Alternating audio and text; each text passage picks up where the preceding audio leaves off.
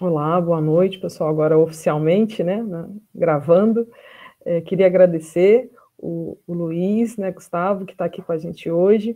Agradecer a todos os estudantes também que estão assistindo, né, que vão assistir essa palestra, que vão fazer essa troca aqui com a gente. Agradecer a Érica, que está organizando a sala aqui, né, essa palestra que é Conhecendo a Ciência Brasileira, né, dentro da nossa semana de ensino, pesquisa e extensão, né, a 8ª semana, que tem como tema Educação, Ciência e Tecnologia para o Desenvolvimento Sustentável. A gente está aqui hoje com o pesquisador Luiz Gustavo Almeida, que vai conversar com a gente sobre ciência no Brasil. O Luiz, né, eu tenho o prazer já de conhecer há algum tempo, porque a gente trabalha junto no Party of Science, que é o maior festival de divulgação científica no mundo, e o Luiz, ele é diretor nacional, né, do Party of Science aqui no Brasil. Além disso, o Luiz é biólogo de formação, né, formado na PUC, qualquer coisa você me corrige aí depois, Luiz, por favor. Fez o mestrado e o doutorado na USP, né, em microbiologia, e também atua, né, no Instituto Questão de Ciência. Ele trabalha com a parte de projetos, de mídias no Instituto Questão de Ciência, que tem movimentado bastante o nosso país, aí, acho que desde a pandemia tem tido um protagonismo. E hoje o Luiz vai poder conversar um pouco com a gente. A gente está aqui com as turmas do primeiro e segundo período do curso de automação industrial, né, lá do IFRJ, Volta Redonda. A gente tem o prazer de receber o Luiz dentro desse projeto, né, que é Conhecendo Ciência, Experimentando Ciência, dando andamento ao trabalho, né, que vocês, estudantes que estão aqui, já fizeram ontem e hoje, né, que foi uma exposição muito bonita, Conhecendo Cientistas. Né, o Luiz, o nome dele apareceu em um dos trabalhos, quando os estudantes fizeram pesquisas sobre cientistas no Brasil, e a gente teve a oportunidade de trazer o Luiz para conversar aqui com a gente, e a ideia é que seja um bate-papo mesmo, que a gente possa fazer essa troca. A minha sugestão é que vocês, estudantes, falem conosco, né? O Luiz, ele vai começar, ele tem a palavra, mas que vocês possam participar também, e que, se sentindo à vontade, possam abrir o seu áudio, a sua câmera, para conversar com a gente fazer, né, essa troca aí de maneira mais efetiva. É claro que quem ficar acanhado pode colocar no chat também, não tem problema nenhum, mas esse momento agora é para vocês terem esse contato com um grande cientista que tem contribuído bastante aí, né, para o nosso país. Então, Luiz, seja bem-vindo, é um prazer ter você aqui, uma honra, né, a palavra é toda sua. Oi, Aline, boa noite, pessoal. Muito obrigado pelo convite. Eu fiquei muito feliz quando a Aline me convidou para fazer essa apresentação. Topei na hora, porque é uma coisa que realmente, desde criança, que eu já quis ser cientista, né? Então eu acho que vai um pouco por aí também minha apresentação. Eu sempre quis falar sobre ciência e fazer a pesquisa, né? Fazer a ciência. Então, vocês provavelmente são muito mais jovens do que eu e não vão lembrar, mas depois vocês procuram no YouTube um cara chamado Bickman, que foi ele que me incentivou milhares de cientistas, pelo menos da minha época, a se tornarem cientistas.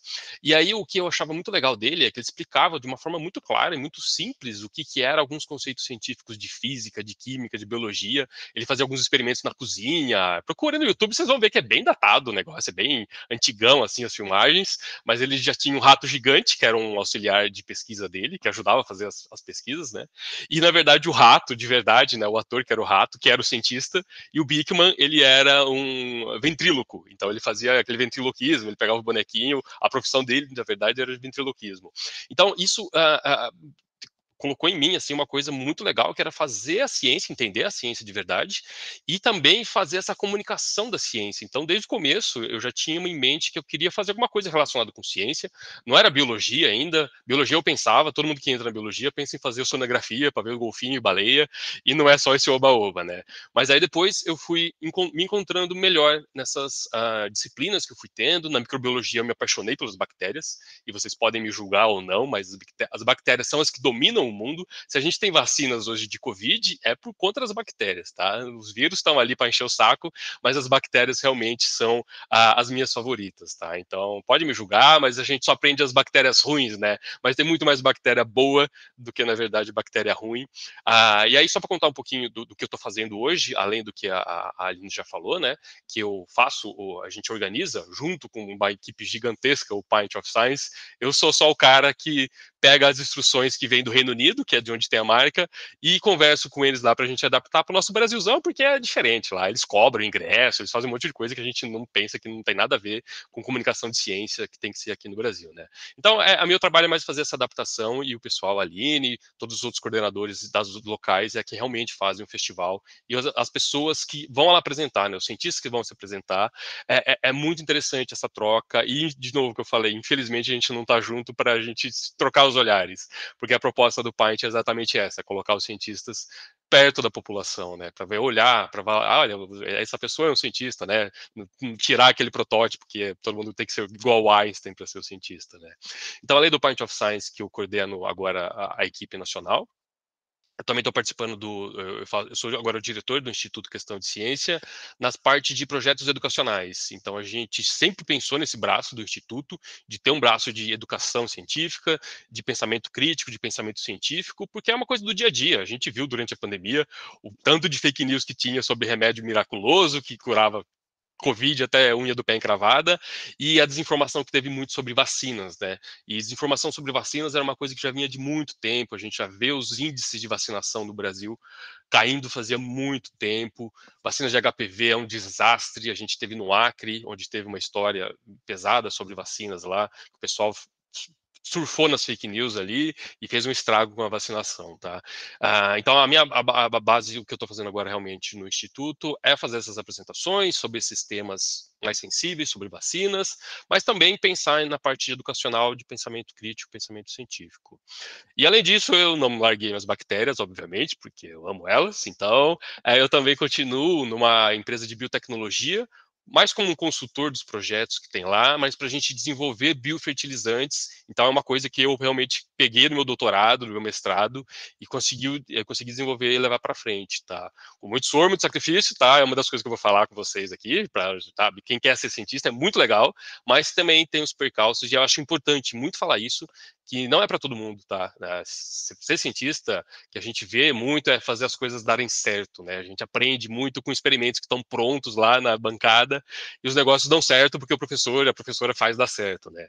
E aí, quando você vai para o seu laboratório, você vê que o negócio é totalmente diferente, né? Você vive com o erro, você vive com a frustração. E isso é muito danoso, porque a gente não foi preparado para isso, né? Pelo menos vocês aí no IFT, vocês são, olha, privilegiados, tá? Então aproveitem muito essa oportunidade de ter essa troca, né? Esse contato com cientistas, é muito legal esse modelo do IFT. Eu já visitei o IFT de Sertãozinho, que é a mesma coisa, então o modelo é bem parecido, e essa troca é super importante. Eu que vim da graduação tradicional, né? Então passei pela universidade, depois fui na graduação e depois fui para o mestrado e doutorado, eu senti muito essa diferença gigantesca, porque eu fazia os experimentos no meu laboratório, não dava certo, as bactérias nem cresciam direito lá. Eu falei, mas o que eu estou fazendo de errado, né? Eu estou seguindo aqui o protocolo, o modelinho que me mandaram, a receitinha ali da Ana Maria Braga, e não está funcionando nada, né? E isso me frustrava muito, me deixava muito frustrado, depois que eu comecei a entender que realmente a cientista tem que pensar muito mais no erro e tentar ver o que está acontecendo de errado ali, do que comemorar os acertos dele. Os acertos ali, você viu, beleza, publica as coisas lá e tudo bem, mas o desafio realmente é isso, é você entender, você está ali na ponta, né? Em biologia é mais fácil você estar na ponta do conhecimento do que em outras áreas, como, por exemplo, física, que é mais antigona, né? Então a gente sempre está pesquisando alguma coisa nova. Então é uma das coisas legais de ser cientista, e que é meio clichêzão mesmo, é esse momento eureka, né, que você tem ali, porque teve uma noite que eu lembro muito bem, todos os dias, assim, quando eu falo sobre ser cientista, que é um resultado que eu obtive que ninguém mais no mundo inteiro sabia o que que era. E para mim aquele negócio foi nossa, mas só eu sei disso aqui por enquanto, e era um resultado que eu já tinha confirmado, já tinha feito várias vezes, nem meu orientador sabia ainda. Então era um único conhecimento que é tipo, é uma agulhinha ali no meio desse mundão de que tinha de bactérias, mas que era um conhecimento que eu tinha produzido, com todo o esforço que eu tinha feito, e isso me deixa, isso é um tipo de emoção que a gente só vivencia dentro da academia, dentro da pesquisa, apesar de todo o resto que eu vou falar com vocês. Também estou falando as coisas boas primeiro para não ficar muito assustador.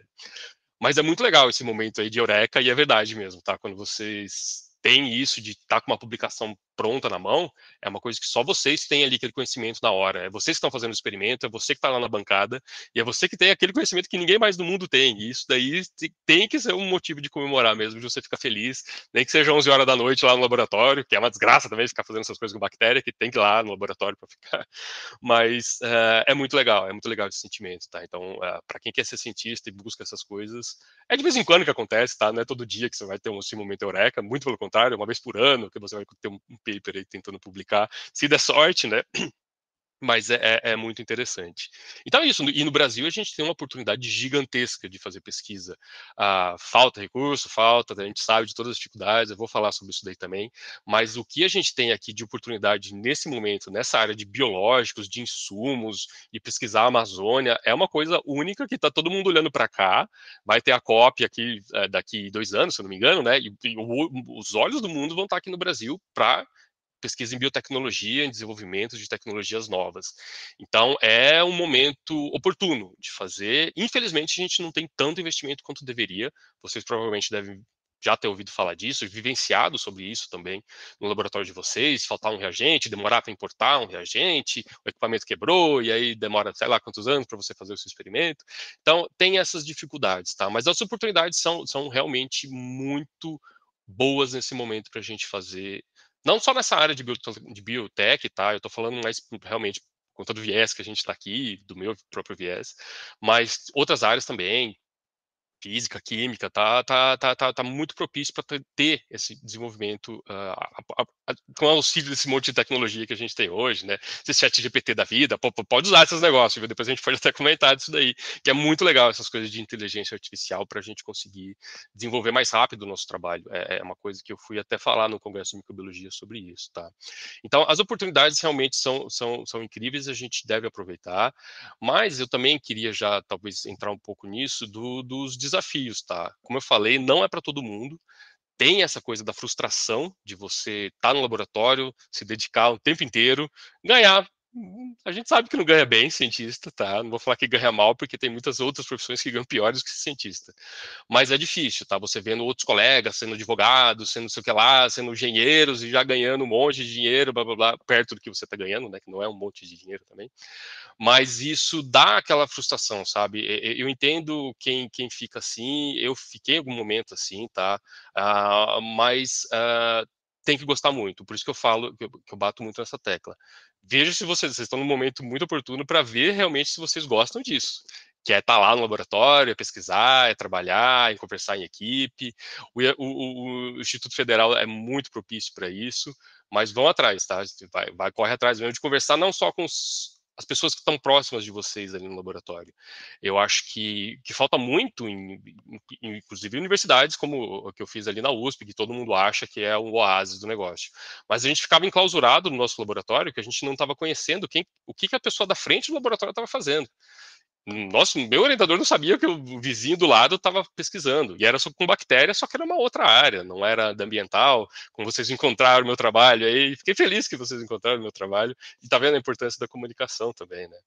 Então, mas a gente era muito fechado, assim, porque era um departamento que é bem daquele estilinho salas mesmo, né? Então tem os laboratórios fechados, cada um tem o seu equipamento, e fica lá dentro só conversando com outro amigo seu que está ali no laboratório, com outro pós-graduando, e não tinha essa troca, né? E aí eu comecei a ficar bem frustrado com isso e comecei a ir de porta em porta mesmo, sabe? Conversar com o pessoal, ver o que eles estavam fazendo. E aí, como o Part of Science me deu essa liberdade de já ter uma desculpa, né? Eu ia bater nas portas dos professores que eu admirava dentro lá da USP e falava, professor, eu estou organizando um evento, vocês não querem vir participar desse evento, falar sobre sua pesquisa? Vamos conversar sobre sua pesquisa. E alguns desses professores tinham os equipamentos que eu queria usar há muito tempo lá no laboratório deles. Então, era uma desculpa para a gente já também conversar sobre parcerias, né? Então, isso foi muito proveitoso durante alinhar a comunicação da ciência com a minha própria pesquisa, só teve ganha-ganha só, porque daí eu levava o professor, ele ficava contente de ir lá falar sobre a pesquisa dele no bar para a galera, e também tinha esse lado que ele me ajudava a fazer alguns experimentos que não era possível fazer no meu laboratório. Então é muito deveria ser mais recorrente essa troca. Eu não sei como que é aí com vocês, tomara que seja mais tenha mais essa troca, tá? Depois vocês me falam como é que é aí pra gente entender, mas que tenha muito mais essa troca e de áreas pode ser totalmente diferente, tá? Olha, pra vocês terem uma ideia agora, porque cientista é uma desgraça, porque a gente fica a vida inteira aprendendo a estudar. A única coisa que eu sei fazer direito, pelo menos que eu aprendi, é estudar. E aí agora, não satisfeito com a minha graduação e pós-graduação em microbiologia, eu estou estudando psicologia. Eu vou fazer um pós-doutorado em psicometria, que é medir como as pessoas percebem, por exemplo, hesitação vacinal. Não tem uma régua que a gente mede quantos quilos a pessoa tem, ou uma balança, ou uma régua, para ver quantos quilos que a pessoa tem de hesitação vacinal, ou quantos metros de altura ela tem de hesitação vacinal. É uma coisa que está dentro da cabeça das pessoas, né? Então eu sentia falta disso também, sabe?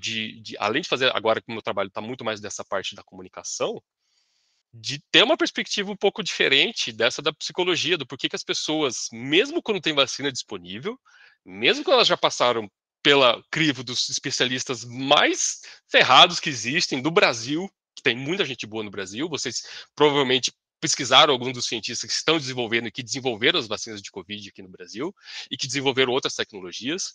Então já passou pelo crivo da galera e mesmo assim ainda a mensagem chega que vacina mata, que vacina é perigosa, que vacina causa autismo. E as pessoas acreditam nisso. E aí não tem microbiologista que vai convencer, que vai entender o porquê que disso está acontecendo. Então daí eu comecei a ter um contato maior com um professor da Universidade de Brasília, por conta do Part of Science também, que ele é psicólogo. E ele trabalha muito nisso, de desinformação, de pseudociências, que são aquelas ciências travestidas, né, que usa a roupa da ciência, mas que quer te vender remédio, fosfatilamina, que cura todos os tipos de câncer, essas coisas assim, tá? Então ele é um professor que está especializado nisso também. Além de confiança na ciência, de hesitação vacinal, ele também parte para esse lado de pseudociências, né, que são coisas travestidas de ciência, que usam o jargão da ciência, que a gente detesta utilizar, mas para promover desinformação, tá? Então, esse é o que eu vou fazer agora, a partir do ano que vem. Eu vou ser psicólogo também, não psicólogo, mas eu vou trabalhar no laboratório de psicologia, pesquisando sobre hesitação vacinal, porque, de novo, é o que a gente sabe fazer, né? É estudar, sentar a bunda ali e vai para frente. Mas é disso, sabe? Você tem que se identificar que você gosta realmente de estudar e de ficar ali no laboratório. Tem muito tempo que você vai ficar sozinho, pensando nas suas coisas. Se vocês tiverem a oportunidade de ter um bom orientador, excelente, uma boa orientadora, ótimo. Mas a gente sabe também que existem orientadores que não, tem aqueles que são ruins mesmo, né? Que não tá nem aí para você, que tem 300 mil alunos lá e a gente sabe que você vai ser orientado pelo orientado dele, né? E tem professores que têm muitas coisas para fazer, que eles, apesar de ser muito bom, ele tem tanta coisa para fazer acumulada que acaba não tendo uma orientação tão boa. E a gente sofre muito com isso. O meu orientador foi ótimo nesse aspecto, eu não tenho nada o que falar sobre isso. Foi muito legal a experiência que eu tive com ele. Toda a pesquisa, toda a parte de dialogar, de conversar, de voltar com pesquisa, com artigos, voltar com resumos, era super, super proveitoso. Mas busquem isso também, tá? Vejam, converse, por isso que eu falo que é importante conversar com o pessoal, já que a gente quer fazer a ciência do Brasil, né?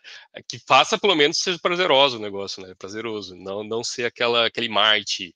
E não se sinta frustrado de não ser para você, tá? Isso que a gente fica falando, às vezes as pessoas entram no laboratório, depois saem, e aí fica com aquele murmurrinho, aquela pessoa lá não quis fazer, é corpo mole, não sei o que lá. Mas eu não vejo assim, eu vejo que é muito mais uma coisa de ter o caráter da pessoa mesmo. É a pessoa querer aquilo para a vida e saber que tem muita dificuldade, que não é rápido, né? O ganho seu vai ser muito mais pessoal, de você pesquisar uma coisa que você gosta muito, e isso é outra coisa importante que eu vou falar também, mas também é isso de você não ficar frustrado por conta de outras pessoas ficar desmerecendo seu trabalho. Então, é bem interessante, antes de vocês começarem realmente na graduação, aliás, na pós-graduação, e terminar a graduação, ver os laboratórios que vocês se identificam mais, com as pessoas que estão trabalhando lá, com o orientador. O mundo perfeito seria esse. Se for o orientador ainda, ok, tudo bem, não tem problema. Mas aquele abusivo você escorre, aquele tóxico você desencana, tá? Que daí você vai só se frustrar mesmo, tá? E aí esse é outro ponto, né? Aí eu queria escutar realmente depois de vocês aí, como é que é? Vocês entram no laboratório meio que, tipo, largados e pelados no meio da selva, essa aqui é a minha pesquisa, faz aqui um experimento, me dá o P menor do que 0,05 e beleza, é isso que eu quero. E aí vocês entram, assim, que eu faço, né? Que foi o meu caso, no começo foi assim, tá? Durante a minha iniciação científica foi um negócio que eu tinha uma faquinha para desvendar ali o matagal que tinha de publicação científica sobre a parte de bactéria que eu fazia. E não precisa ser assim. Eu acho que falta muito, agora tem uma vertente de ética mesmo em pesquisa, que antes de você colocar a mão no seu experimento, você tem que saber muito bem o que você vai fazer, se for preciso, fazer cálculo de amostra, ver quais as análises que vocês vão fazer. No final, eu vou colocar um curso aqui de sugestão forte para fazer de estatística, que é de psicobiologia, mas não se engane, o curso é de psicobiologia. Um dos motivos que eu fui para psicologia foi por conta desse curso também, mas ele te ensina a medir coisas. No final das contas, a gente quer medir coisas, a gente quer saber como medir a diferença entre a minha bactéria, que eu tirei um gene e coloquei em outro lugar, daquela que não tem modificação nenhuma. É isso, a gente quer saber como medir e a gente cai no laboratório muito cru de saber técnicas, né, de saber métodos. Que métodos utilizar para fazer essas análises, de fazer essas comparações. Então, esse curso, ele vai te dar um ferramental, ele vai te dar uma caixa de ferramentas para vocês falarem, olha, agora eu sei qual que é a distribuição da minha variável dependente, o que é variável dependente, independente, como que eu faço análise, o que é P, o que é esse tal famoso P aí de 0,05, o que significa esse P, o que é fazer uma nova, o que é fazer um teste T, o que é fazer um modelo de regressão. Então, isso tudo é essencial para a gente pensar no como coletar antes de fazer as coletas, antes de fazer qualquer tipo de análise, é pensar e ter essas ferramentas para fazer as perguntas. Se a gente não sabe esse tipo de ferramentas que existem, como é que a gente vai fazer esse tipo de pergunta? Essa minha pesquisa que eu falei que eu tive do Momento Eureka foi depois de muito pesquisar, e aí o que deu um prazer também, foi porque foi uma sugestão que eu tinha dado para o experimento que o meu professor, meu orientador, tinha sugerido no começo. Eu falei, se a gente mudar alguma coisinha aqui, porque eu vi lá no outro método que dava para fazer diferente, e eu propus um tipo de análise que a gente não fazia no laboratório. Mas para fazer esse tipo de pergunta, a bagagem que teve que ter antes foi pesada. Então é preciso ter essas caixas de ferramentas, saber o momento de utilizar, para você, inclusive, conseguir fazer a primeira pergunta do seu projeto de pesquisa. E isso a gente não tem, né? Pelo menos eu não tive. Eu caí lá, assim, tá, esse aqui é o seu projeto, escreve ele aí mais ou menos um pouquinho, ajusta as palavras aí, e você vai fazer isso aqui durante o seu mestrado. Aí eu falei, tá, beleza, o que eu faço? Como que é? O que é bactéria? Como que cresce a bactéria? De onde que eu ponho? De onde que elas vieram? O que come, né? E eram umas perguntas importantes, porque eu trabalhava com o consumo de fosfato de bactéria. Então entender o que a bactéria come para mim era super importante. Então é isso, eu acho que falta muito desse tipo de método de a gente aprender as ferramentas mesmo, não é só um método da prática, sabe? De manipular as coisas dentro do laboratório. É um método de fazer as medições do que você quer descobrir. Você quer fazer uma comparação de diferenças entre consumo de alguma coisa, de consumo de outra coisa. Vocês querem fazer uma análise temporal, são várias medidas durante o tempo. Para todas essas perguntas, tem um tipo de teste que, pelo menos no meu departamento, a gente utilizava testes dos anos 60 para responder. Esses testes T, a nova, é tudo análise ali de anos 50, 60. Você acha que a estatística não mudou durante todo esse tempo com esse monte de tecnologia que a gente tem? Então, fazer teste teia nova é muito restrito porque a gente pode fazer, tá? Se vocês, e desculpa o jargão, mas é uma coisa que vocês vão encontrar aí, tá? Se tiver muito pesado o papo, eu volto um pouquinho mais. Mas são testes que é o padrão que todo mundo a gente vê nas publicações, a gente vê o pessoal falando, compara, vê se é estatisticamente significante essa diferença que você achou. E a gente está utilizando ferramental dos anos 60. Tem muita coisa mais nova para aprender. E para fazer boas perguntas, antes de qualquer medição, fazer boas perguntas. Então, eu acho que a ciência brasileira, apesar de ela ter isso, essa deficiência, ela consegue nadar um pouco nas boas publicações por conta de pesquisadores que conseguem fazer boas perguntas desse tipo, mas eles tiveram uma bagagem de método de aprender no laboratório, de método estatístico muito pesada antes. Todas essas análises aí com vacinas eram coisas diferentes, não eram coisas de medir, comparar a médiazinha. Você tinha que acompanhar a pessoa que tomou a vacina, a pessoa que não tomou a vacina, esperar ela ficar doente e ver qual que era a diferença de se a vacina estava funcionando ou não. Então, são técnicas totalmente diferentes que a gente normalmente não vê em cursos de estatísticas voltado para biologia, voltado para qualquer outra área, né? É mais a galera de exatas, e aí vocês provavelmente devem ter tido alguma coisa nesse sentido. Mas mesmo se já tiveram, eu vou indicar muito o curso, tá? Que é do Altair de Souza, que ele tem aquele do podcast, o Naruhodo, mas além do podcast, ele dá aula de estatística para psicobiologia na Unifesp, aqui em São Paulo, na Universidade Federal aqui de São Paulo, tá? Na Paulista daqui de São Paulo. E aí o curso dele é dividido em dois, que é o primeiro, ele pergunta para você o que é medir, porque é realmente uma pergunta importante, né? Começa no basicão, assim, o que é média, o que é desvio padrão, o que é variância, e aí depois vai avançando. Então, divide em dois blocos, e aí eu aconselho muito a fazer o primeiro e depois o segundo, tá? E isso é que vai te formar como cientista, e é o que vai ajudar a gente a melhorar a ciência brasileira, que poderia ser muito melhor do que ela já é, tá?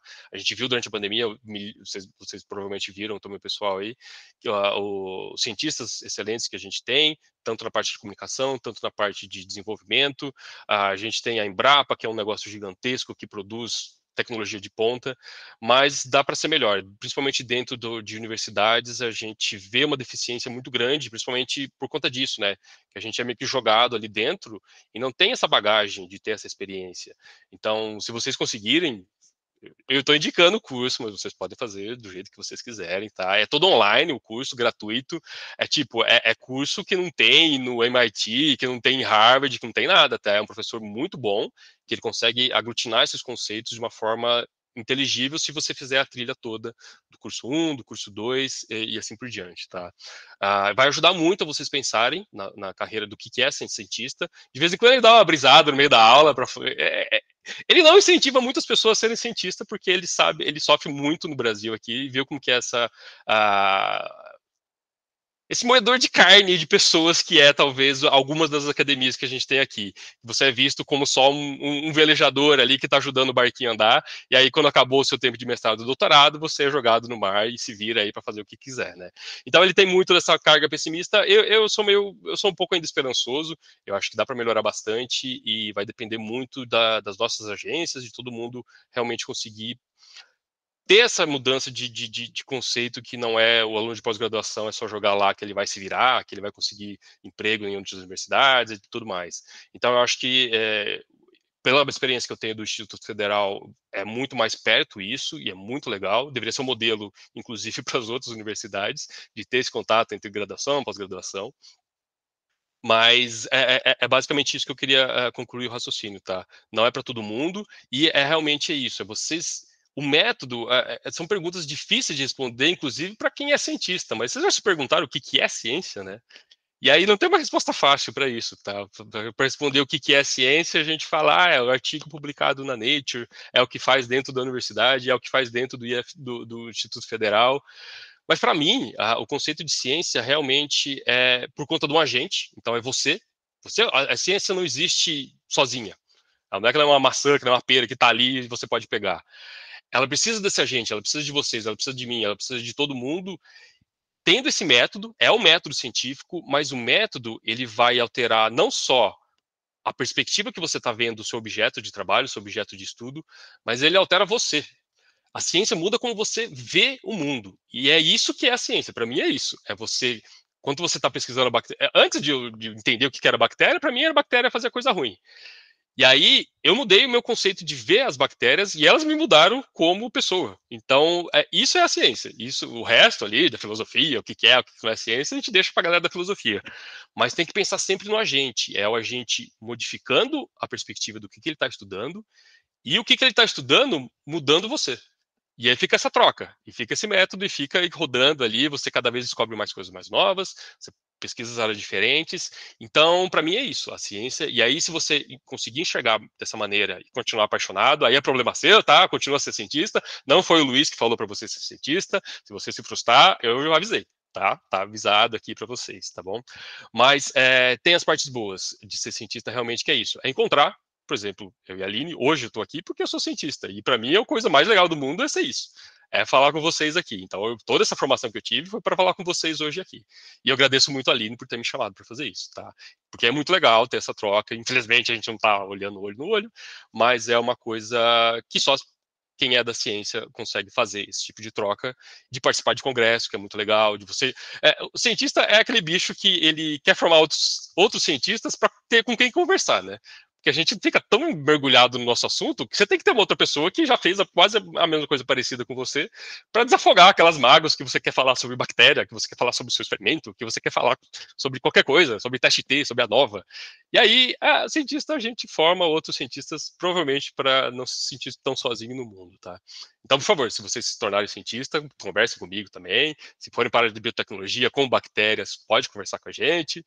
E outra coisa, mesmo se vocês quiserem manter na carreira de cientista, e aí, risco todos de vocês, mas procurem coisas em paralelo para fazer, tá? Essa coisa da comunicação que eu comecei falando, super importante, inclusive, para a sua formação acadêmica, para a sua formação de cientista. Então, faça um curso de comunicação, faz alguma coisa relacionada, escreve um blog. Eu comecei escrevendo um blog que chamava Café na Bancada, porque eu gostava de café e eu falava de ciência na bancada e tomando café. E aí a gente começou a oferecer serviço, porque a gente era cientista duro já mesmo assim, né, vivia de bandejão. E aí eu e a Natália, inclusive, a Natália Pasternak, que hoje é presidente do Instituto, também fazia parte do blog, e a gente ia oferecer, né, fazer apresentações nos outros lugares, em escolas, perto da USP. E a gente falava, o blog chama, o serviço, o pessoal a gente chama de café na bancada. Se vocês fazem degustação de café, pode vir, a gente tem um monte de café, vocês vão adorar o café que a gente tem aqui. A gente falava, tá bom, né? Eles não entenderam a proposta, mas a gente vai tomar café de graça e depois a gente fala do que a gente queria falar, mesmo que é ciência, tá? Então, essa parte da comunicação foi muito legal para conhecer pessoas novas e para ter essa oportunidade de ver que é muito difícil você sair da universidade.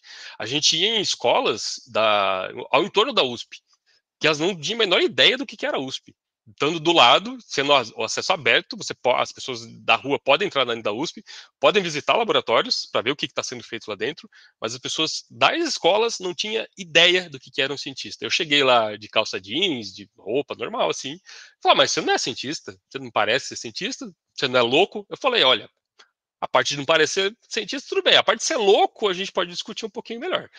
E aí eles tinham essa curiosidade, e eram perguntas excelentes que os alunos faziam. A gente falou sobre bactérias, sobre dengue na época, sobre zika vírus, e eram perguntas excelentes que eles podiam ir lá, tipo, andando para a USP e visitar o laboratório que estava pesquisando sobre zika, sobre dengue, inclusive. Mas é isso, essa falta de engajamento da universidade, e eu estou falando da USP, eu tô falando mal da USP porque sou de lá, sou filho de lá. E aí não tem muito esse contato de lá, sabe? E aí o Paint veio também um pouco para agregar isso, para a gente sair dos muros da universidade e conversar um pouco com a população sobre o que a gente faz lá dentro, que é importante, porque daí não adianta a gente só cientista se espernear quando está faltando dinheiro dentro da universidade. Não vai adiantar nada. Então as pessoas precisam saber e se dar conta que a ciência é importante para elas. E elas viram um pouco durante a pandemia, né? Deve ter esquecido já um pouco, mas elas viram o quanto é importante a ciência nesses momentos.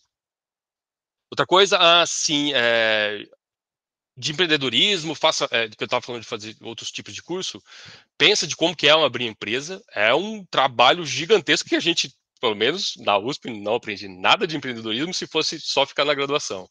Então, fazer cursos disso, de ver como que é abrir uma empresa, de visitar essas startups, de ver como que é todo o processo, de como que é árduo fazer isso, e que não tem nada a ver com academia, que vender o produto que você quer.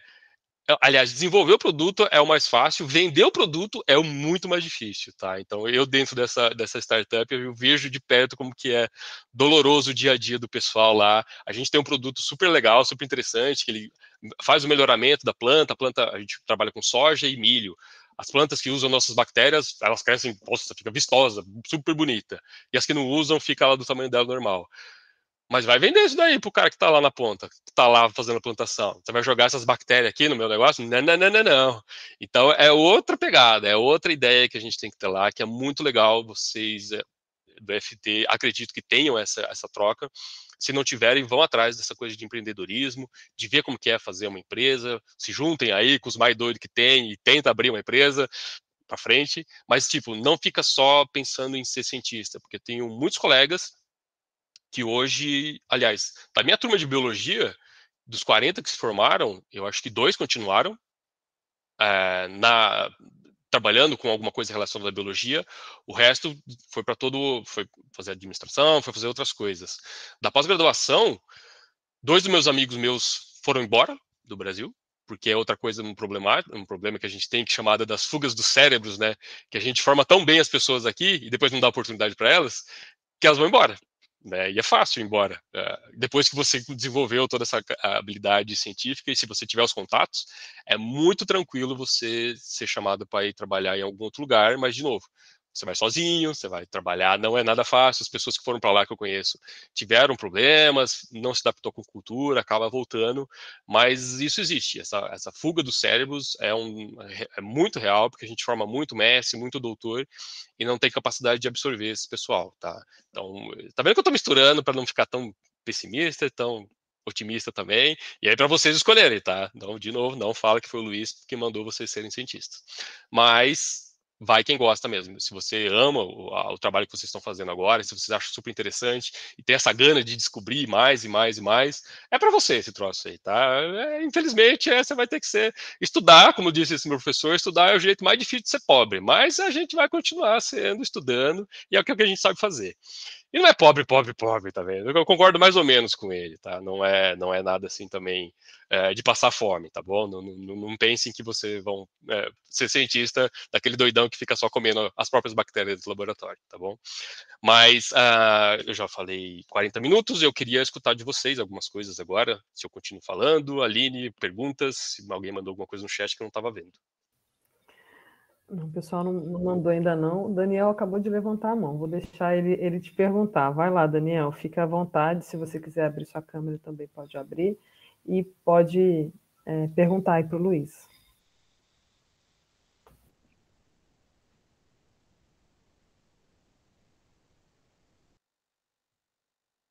A gente não está te ouvindo, tá, Daniel? Não sei se você abriu o microfone. Acho que levantou sem querer. Deixa eu ver os comentários que estão no chat aqui. Eu queria aproveitar e comentar também. Ele está escrevendo. O Fernando que colocou ali com a psicologia. Você conseguiu ver, Luiz? Não. Eu vou fazer o seguinte, então. Enquanto o pessoal vai colocando aqui no chat, eu peço que vocês coloquem aqui, pessoal, e aí a gente vai passar para o Luiz já as perguntas. Eu vou falando aqui para você, Luiz, já tem uma aqui, mas deixa o pessoal colocar um pouco mais. Eu tenho algumas perguntas que eu acho que pode ser curiosidade deles aí, se você puder falar para a gente depois. Como eles são alunos do médio, né, que estão iniciando a formação, conhecendo esse mundo da ciência, poder contar para eles como que faz para ser cientista no Brasil, como é que é esse caminho, né, para ser um cientista e quanto que se ganha nessa trajetória, o tempo que se leva. Legal, não, excelentes, boas perguntas, e eu gosto de responder essas perguntas, porque daí vocês já vão ter uma perspectiva de como que é. Para eles terem uma ideia, né? Isso. A carreira comum de ser, para você começar a ser cientista cedo, é durante a graduação vocês começarem a fazer uma iniciação científica em algum laboratório que tenha pesquisa. Pode ser aí no Instituto Federal, pode ser em alguma outra universidade que vocês conheçam, mas o indicado é vocês fazerem uma iniciação científica para vocês saírem daquele modo cru, que ainda é pegar a apostila e ver o que estava sendo feito de ciência lá atrás, de como que era, e ver realmente o que está sendo pesquisado ali naquele laboratório, como que é fazer a pesquisa no laboratório. Você vai aprender ali, vai ficar boiando, no primeiro dia você não vai entender nada do que eles estão falando, é super comum, tá? Mas você vai continuando participando das reuniões, vai lendo os artigos, vai lendo o material que o pessoal, se tiver um pessoal bacana, disponibilizar. Mas aí a porta de entrada é ou você fazer essa iniciação científica, ou como eu fiz, é um treinamento técnico dentro de um laboratório. Então, além de fazer uma pesquisa, eu fazia a compra do laboratório, eu limpava a vidraria, eu fazia tudo quanto é coisa dentro do laboratório para entender o que era o mundo, né? Conversar com os vendedores que vendiam os nossos produtos e fazer a minha pesquisa, que era super simples, tá? Eu pegava a bactéria, colocava ela um tanto para comer fosfato e a outra outro tanto para comer fosfato. E media quanto elas estavam consumindo, que era bem básico aprender a manipulação, né? Para você pegar o jeito com as bactérias. E aí, no caso de vocês, é realmente pegar as técnicas mais práticas, né? Que isso não é uma habilidade super essencial, mas que você precisa ter lá naquele momento, tá? Então, não é uma coisa que você já precisa chegar sabendo, mas ter a vontade de aprender. E aí, depois da iniciação científica ou desse treinamento técnico, a gente normalmente passa por mestrado, e aí o mestrado Dependendo do departamento, você faz uma prova ou não para entrar, ou você escreve um projeto junto com o orientador, fala, orientador, eu gostei muito de você, da sua orientação, queria continuar o projeto, queria entrar no mestrado, ver se no departamento vai ter vaga para o mestrado, tá? E aí você submete um projeto, passando o projeto ou a prova, você está dentro do programa já cadastrado como aluno de mestrado. A iniciação científica não tem um tempo assim de para acabar. Normalmente são 6 meses, 3 meses, dependendo do lugar.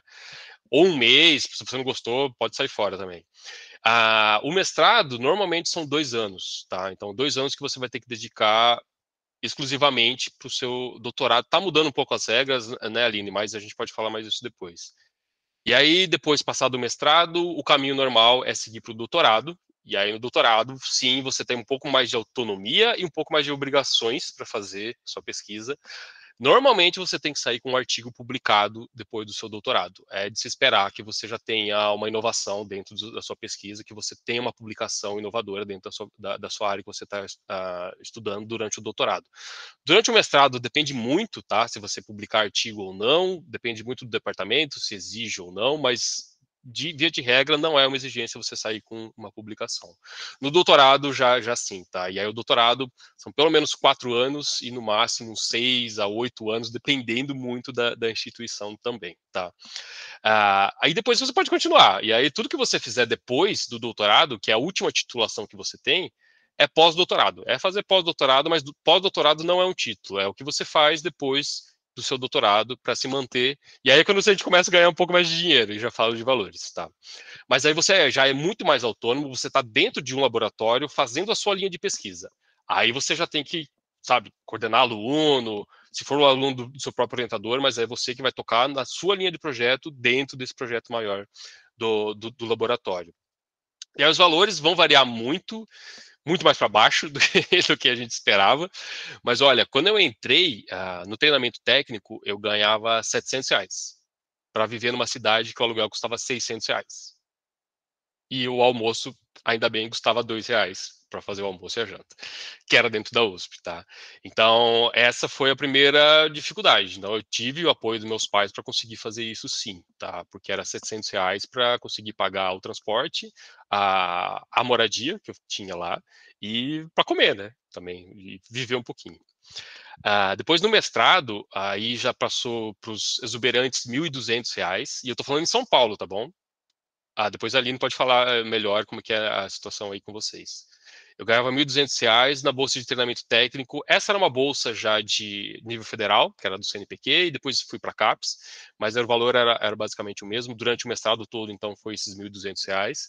Aí depois, durante o doutorado, eu consegui passar o projeto na FAPESP, que é a Fundação de Amparo de Pesquisa do Estado de São Paulo, que ainda bem que a gente teve um governador visionário, que daí o Mário Covas, que falou, olha, 1% do ICMS de todo o estado de São Paulo vai para pesquisa.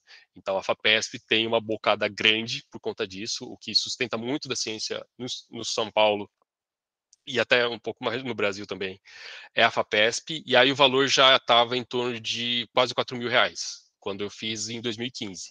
E eles vão e a vantagem da FAPESP é que eles têm mais reajustes, tá? Então esses 1.200 do mestrado que eu fiz em 2011 continuou até recentemente, tá? Então eles não reajustavam os valores da bolsa.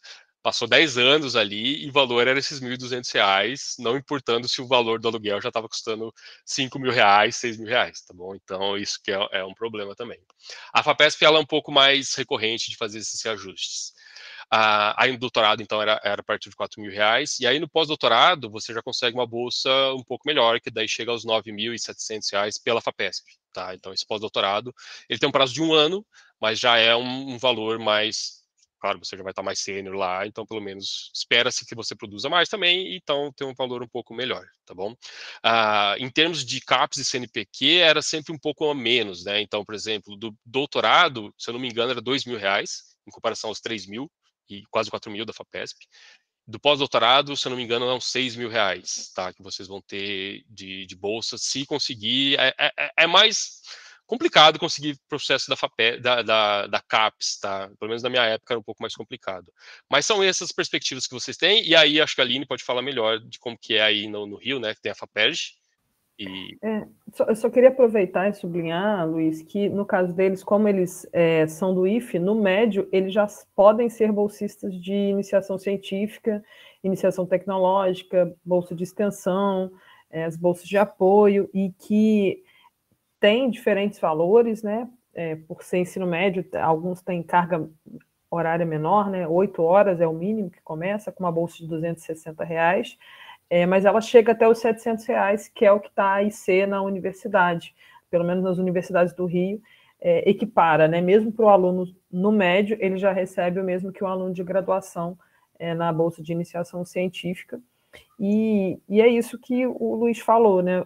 Tem algumas diferenças na USP. Eu me lembro que uma colega nossa aqui, Ana Laura, né, que estudou na UENF, que foi onde eu estudei, que estudou lá na USP, depois ela comentava, né? Você chegou a comentar que a IC pode ser 1 mês, 3 meses, 6 meses. Na UENF é comum que a IC ela seja quase toda a sua graduação. Claro que você pode mudar de laboratório e tal. E eu me lembro que ela dizia que na USP tinha essa dificuldade, que o aluno ele ficava muito pouco tempo na IC, porque como a USP é um mundo, você tem muita opção na USP, né?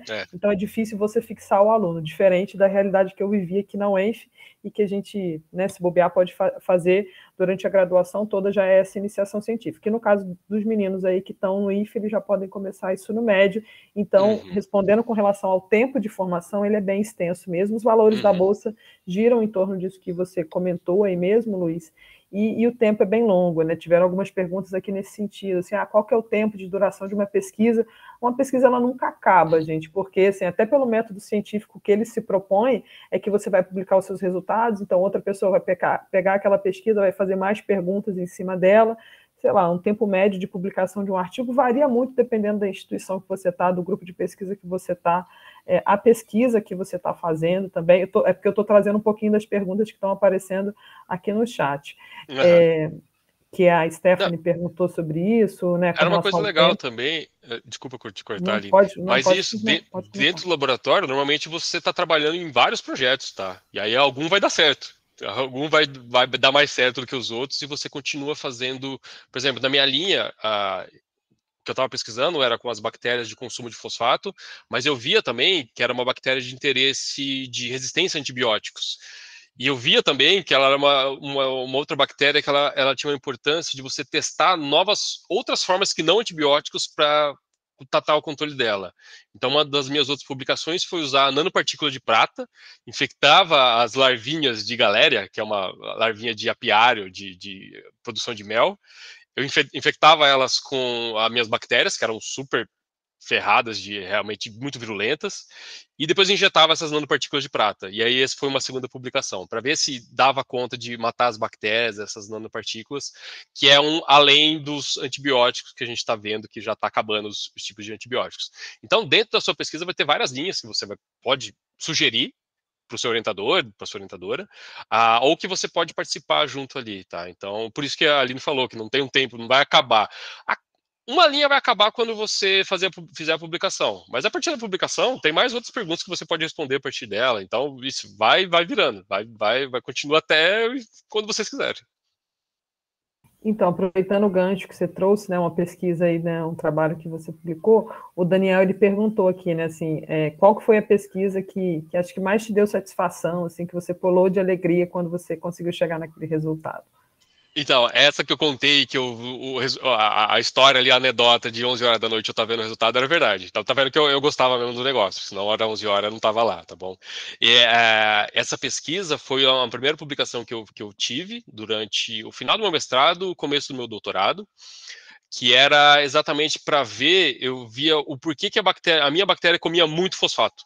Ela só comia fosfato. Eu fiz uma mutação nela, em um gene, que a gente não precisa falar aqui agora, mas eu fiz uma mutação em um dos genes dela que ela acabava consumindo muito mais fosfato do que a bactéria selvagem, que a gente chama que é sem mutação nenhuma, né? E aí eu queria entender o mecanismo. Beleza, eu fiz ali, eu tirei o gene e vi que ela estava fazendo isso daí, de consumir muito mais fosfato. Mas qual que era o mecanismo por trás disso, né? Qual que era o mecanismo dela estar comendo muito mais fosfato do que a outra? Porque só um gene dali que eu tirei ali, que eu fiz a mutação, ela começou a só acumular esse tanto de fosfato. Que era uma ideia do meu projeto, que era fazer a limpeza de córregos, de águas residuárias, retirar esse fosfato, que ele é o excesso de fosfato, né? que é um contaminante. Ele acaba fazendo com que tenha aquela proliferação de algas, fazendo com que peixes morram, depois tudo mais isso. Então, uma das perguntas era criar uma bactéria que fizesse isso, e aí do meu interesse era entender o porquê que ela estava fazendo aquilo.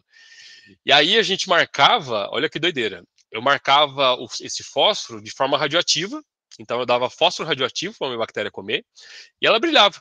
E tinha um equipamento que conseguia ver esse brilho. Aos olhos nus, ela não ficava verde, tá? Não era uma coisa que eu via ali, ela ficava verdinha, que nem os filmes que a gente vê por aí. Mas ela emitia, por conta dela ter consumido esse fosfato, ela emitia uma radiação que tinha um equipamento que conseguia detectar isso daí. E aí eu descobri uma molécula que aumentava muito mais nessa minha bactéria quando ela estava com esse gene mutado. E esse foi o resultado que eu mais fiquei doido, no momento eureka mesmo isso aí, que eu descobri essa molécula que ela fazia parte da regulação da bactéria comer mais fosfato ou não, era ter muito mais dessa molécula. E ela tinha, essa minha bactéria, apesar dela ter essa mutação no gene, ela começou a produzir muito dessa molécula de consumir o fosfato. E aí essa é a publicação, a gente mostrou que, olha, por conta dessa mutação, ela acaba produzindo mais dessa molécula e consome até 10 vezes mais fosfato do que uma bactéria comum. Tá, então essa foi a super legal. Eu gostei bastante de trabalhar com as larvinhas, apesar de ser meio sádico de você furar as larvinhas ali com a seringa, saber que elas vão morrer. Bem sarcástico isso, na verdade, né? Então, sarcástico não, né? É bem cruel, na verdade. Mas foi legal, foi uma experiência divertida, porque era uma coisa que era um pouco mais prática, né? A gente tentando responder uma pergunta, não do porquê que a bactéria consome fosfato, mas qual que é uma alternativa ao tratamento de antibiótico. Então eu gostei bastante dessas duas linhas aí, mas a que mais gostei foi de responder o porquê que a bactéria consome muito fosfato mesmo. Eu vou aproveitar e vou contar a minha, então, porque eu fiquei animada aí com a pergunta do Daniel, e na medida que você foi falando, eu lembrei, né, também.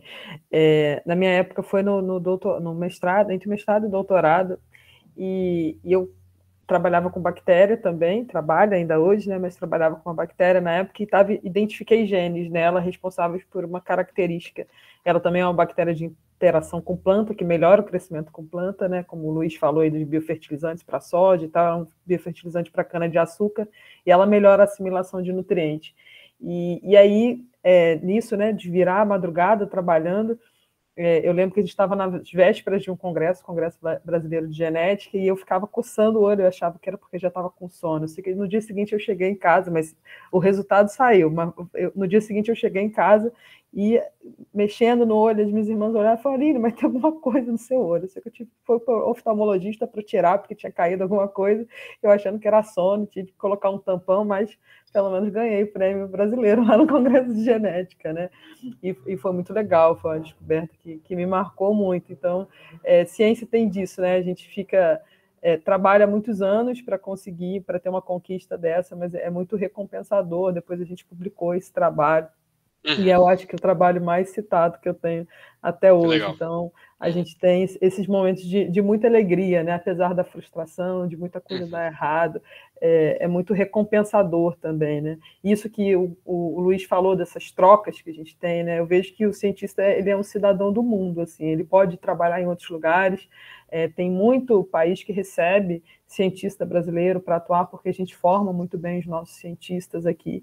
Então, apesar das dificuldades, né, tem muitas dificuldades, tem um reconhecimento são nichos de reconhecimento, não é todo lugar que a gente conhece isso, que acontece isso no Brasil. A gente tem uma situação muito difícil, mas tem um aluno, eu não sei se ele está aqui, é o Gustavo, ele sempre brinca comigo, ele fala, professora, você está no Google. Toda vez que ele entra em sala, ele mexe comigo, eu não sei se ele está aí. Fala, professora, você está no Google, porque, de fato, né, o cientista, à medida que ele publica, né, ele vai aparecer, né, nas buscas lá do Google. Então, são pequenas maneiras que a gente vê esse reconhecimento acontecer, né? Então, por isso, com a pergunta do Daniel e com a sua fala, eu lembrei e aproveitei para comentar também. Tem mais pergunta aqui, Luiz, o pessoal perguntou bastante. Vou pegar uma lá de cima. Eu acho que é o Fernando que entrou com esse login aqui, ele está perguntando assim, com a psicologia, você pretende fazer algum projeto, né, alguma pesquisa sobre pessoas anti-vacina e a comunicação que leva à hesitação das pessoas em relação à vacina? Você poderia explicar um pouquinho melhor? O título da minha pós-doutorado é isso aí, já que você falou, Fernando. Então, é basicamente isso mesmo. Essa questão de medir que eu falei, né? Hesitação vacinal é caracterizada, a definição dela é isso. Mesmo tendo vacinas disponíveis, as pessoas não vão tomar a vacina. Mesmo as vacinas aqui no Brasil sendo gratuitas, as pessoas não estão indo se vacinar. Então a gente tem que medir de alguma forma isso. E existem técnicas, existem métodos de fazer essa medição, que é a partir daqueles surveys, né, daqueles questionários que a gente manda, mas aí a forma de analisar isso é muito variada. Então tem uma escala global que eles desenvolveram para fazer essa medição de quanto de hesitação tem dentro da cabeça das pessoas. Mas aí uma coisa que a gente fez recentemente, a gente aplicou essa escala para um grupo de pediatras da Sociedade Brasileira de Pediatria. E aí, essas questões, a resposta, a escala dela é o quanto está correlacionada essas perguntas entre elas. E deu um resultado tão diferente do que o pessoal publicou lá fora, do que a gente viu aqui dentro dos pediatras, que a gente falou, pô, então peraí, a hesitação vacinal do público pediatra brasileiro é totalmente diferente da hesitação vacinal do que o pessoal fez lá fora. Então a gente está pesquisando mais sobre isso daí, o que caracteriza hesitação vacinal, e aí é interessante fazer em grupos. Por que a gente pegou pediatra? Primeiro, porque os pediatras, ao nosso entender, é as pessoas mais de linha de frente que estão ali desde que a gente nasce, e é no momento mais crucial que tem que ter vacinação de todo jeito nas crianças. E a gente tem todas as vacinas disponíveis no SUS, que é um privilégio gigantesco para um país do tamanho do Brasil. Mas tem pediatras, acredito ou não, que são totalmente anti-vacinas. Que, aliás, não é que não recomendam, eles falam mal das vacinas, desrecomendam, né? Inventaram uma palavra nova aqui. As vacinas que já são recorrentes, então vacina de tétano, vacina a tetravalente, a pentavalente, a trivalente, de cachumba, rubéola. E isso está ocasionando. Vocês já ouviram falar de poliomielite? Alguém? Aliás, não ouviu falar, pode ter ouvido. Mas já viu alguém com poliomielite? Conhece alguém da família que teve poliomielite? É muito difícil a gente escutar isso mais recentemente. Na minha geração, meus familiares, meu pai, minha mãe, meus avós, a- é pequena a amostra que eu tenho aqui, tá? É bem enviesado, mas ninguém lembrava de poliomielite. Vai voltar a ter poliomielite por conta desse tipo de ação que está tendo. A gente tem uma cobertura vacinal de poliomielite que está beirando o ridículo, para não falar, para ser bem honesto. Então a gente vai começar a ver doenças que a gente não escutava falar mais voltar. E não é por conta de falta de vacina, não é por conta de falta de microbiologista falando sobre isso daí, é por conta de não entender o que está acontecendo com as pessoas pararem de se vacinar. Então, a minha pesquisa vai ser um pouco focada nisso, tentar, além de ver a confiança que as pessoas têm na ciência, que é uma outra coisa que a gente não tem uma balança para medir confiança, então é em escala psicométrica, é tentar entender o que passa na cabeça das pessoas, que é difícil, né? Eu não sei de jeito que passa na minha, quanto mais na dos outros. Então, precisa ter um treinamento para fazer isso daí. E a outra parte é sim com hesitação vacinal. Então, além da confiança na ciência, está atrelado também a hesitação vacinal, principalmente alguns grupos mais focais como esses, né? Como não só pediatras, mas como eu comentei rapidinho ali do caso do Acre, tinha enfermeiras que lá na hora de dar a vacina, falava para as pessoas não tomarem a vacina. Então a pessoa foi lá, levantou de casa, levou a filha para dar a vacina, e chegava lá ao atendente, o atendente do posto, falava para ele não tomar a vacina. Aí ferrou de vez, porque é o pior dos cenários do mundo, né? Porque a pessoa já está disposta a ir lá, já enfrentou o medo, já enfrentou as fake news, já enfrentou tudo, e aí chega na enfermeira, no enfermeiro que está lá para aplicar, e essa pessoa fala para a pessoa não se vacinar. Aí acabou. Aí não tem confiança, não tem balança que vai medir o que vai causar isso daí. E é o que a gente vê lá agora. A cobertura vacinal no Acre de HPV, que é a única vacina. Se vocês acham que não existe cura para o câncer, existe melhor do que uma cura para o câncer, existe a prevenção do câncer, que é a vacina de HPV. Ela tem 98% de eficácia. Vocês ficavam babando aí nessa vacina da Covid aí, que era 95% de eficácia, não sei o que lá. De HPV, 98% de evitar câncer de colo de útero, principalmente em meninas na idade da puberdade, tá? Então, se vocês ainda não tomaram, por favor, vão nos postinhos, falem para seus pais. E aí pode falar que foi o Luiz e tá tranquilo. Mas é isso, a verdade que a gente quer pesquisar é essa questão de hesitação vacinal e como enfrentar isso, né? E como voltar a ter os índices de cobertura vacinal que a gente tinha nas épocas pelo menos uns 10, 15 anos atrás, tá? Então não é recente, tá? Não foi por conta de um governo ou de outro que a confiança nas vacinas começou a decrescer. É uma coisa já que vem de antes, já. É uma coisa que vem um caso desse do Acre, que foi em 2015. Vocês não devem lembrar, mas se vocês colocarem no Google, vocês vão ver como é que foi esse caso do Acre. Foi terrível, envolveu político, envolveu uma galera que fez um estrago lá.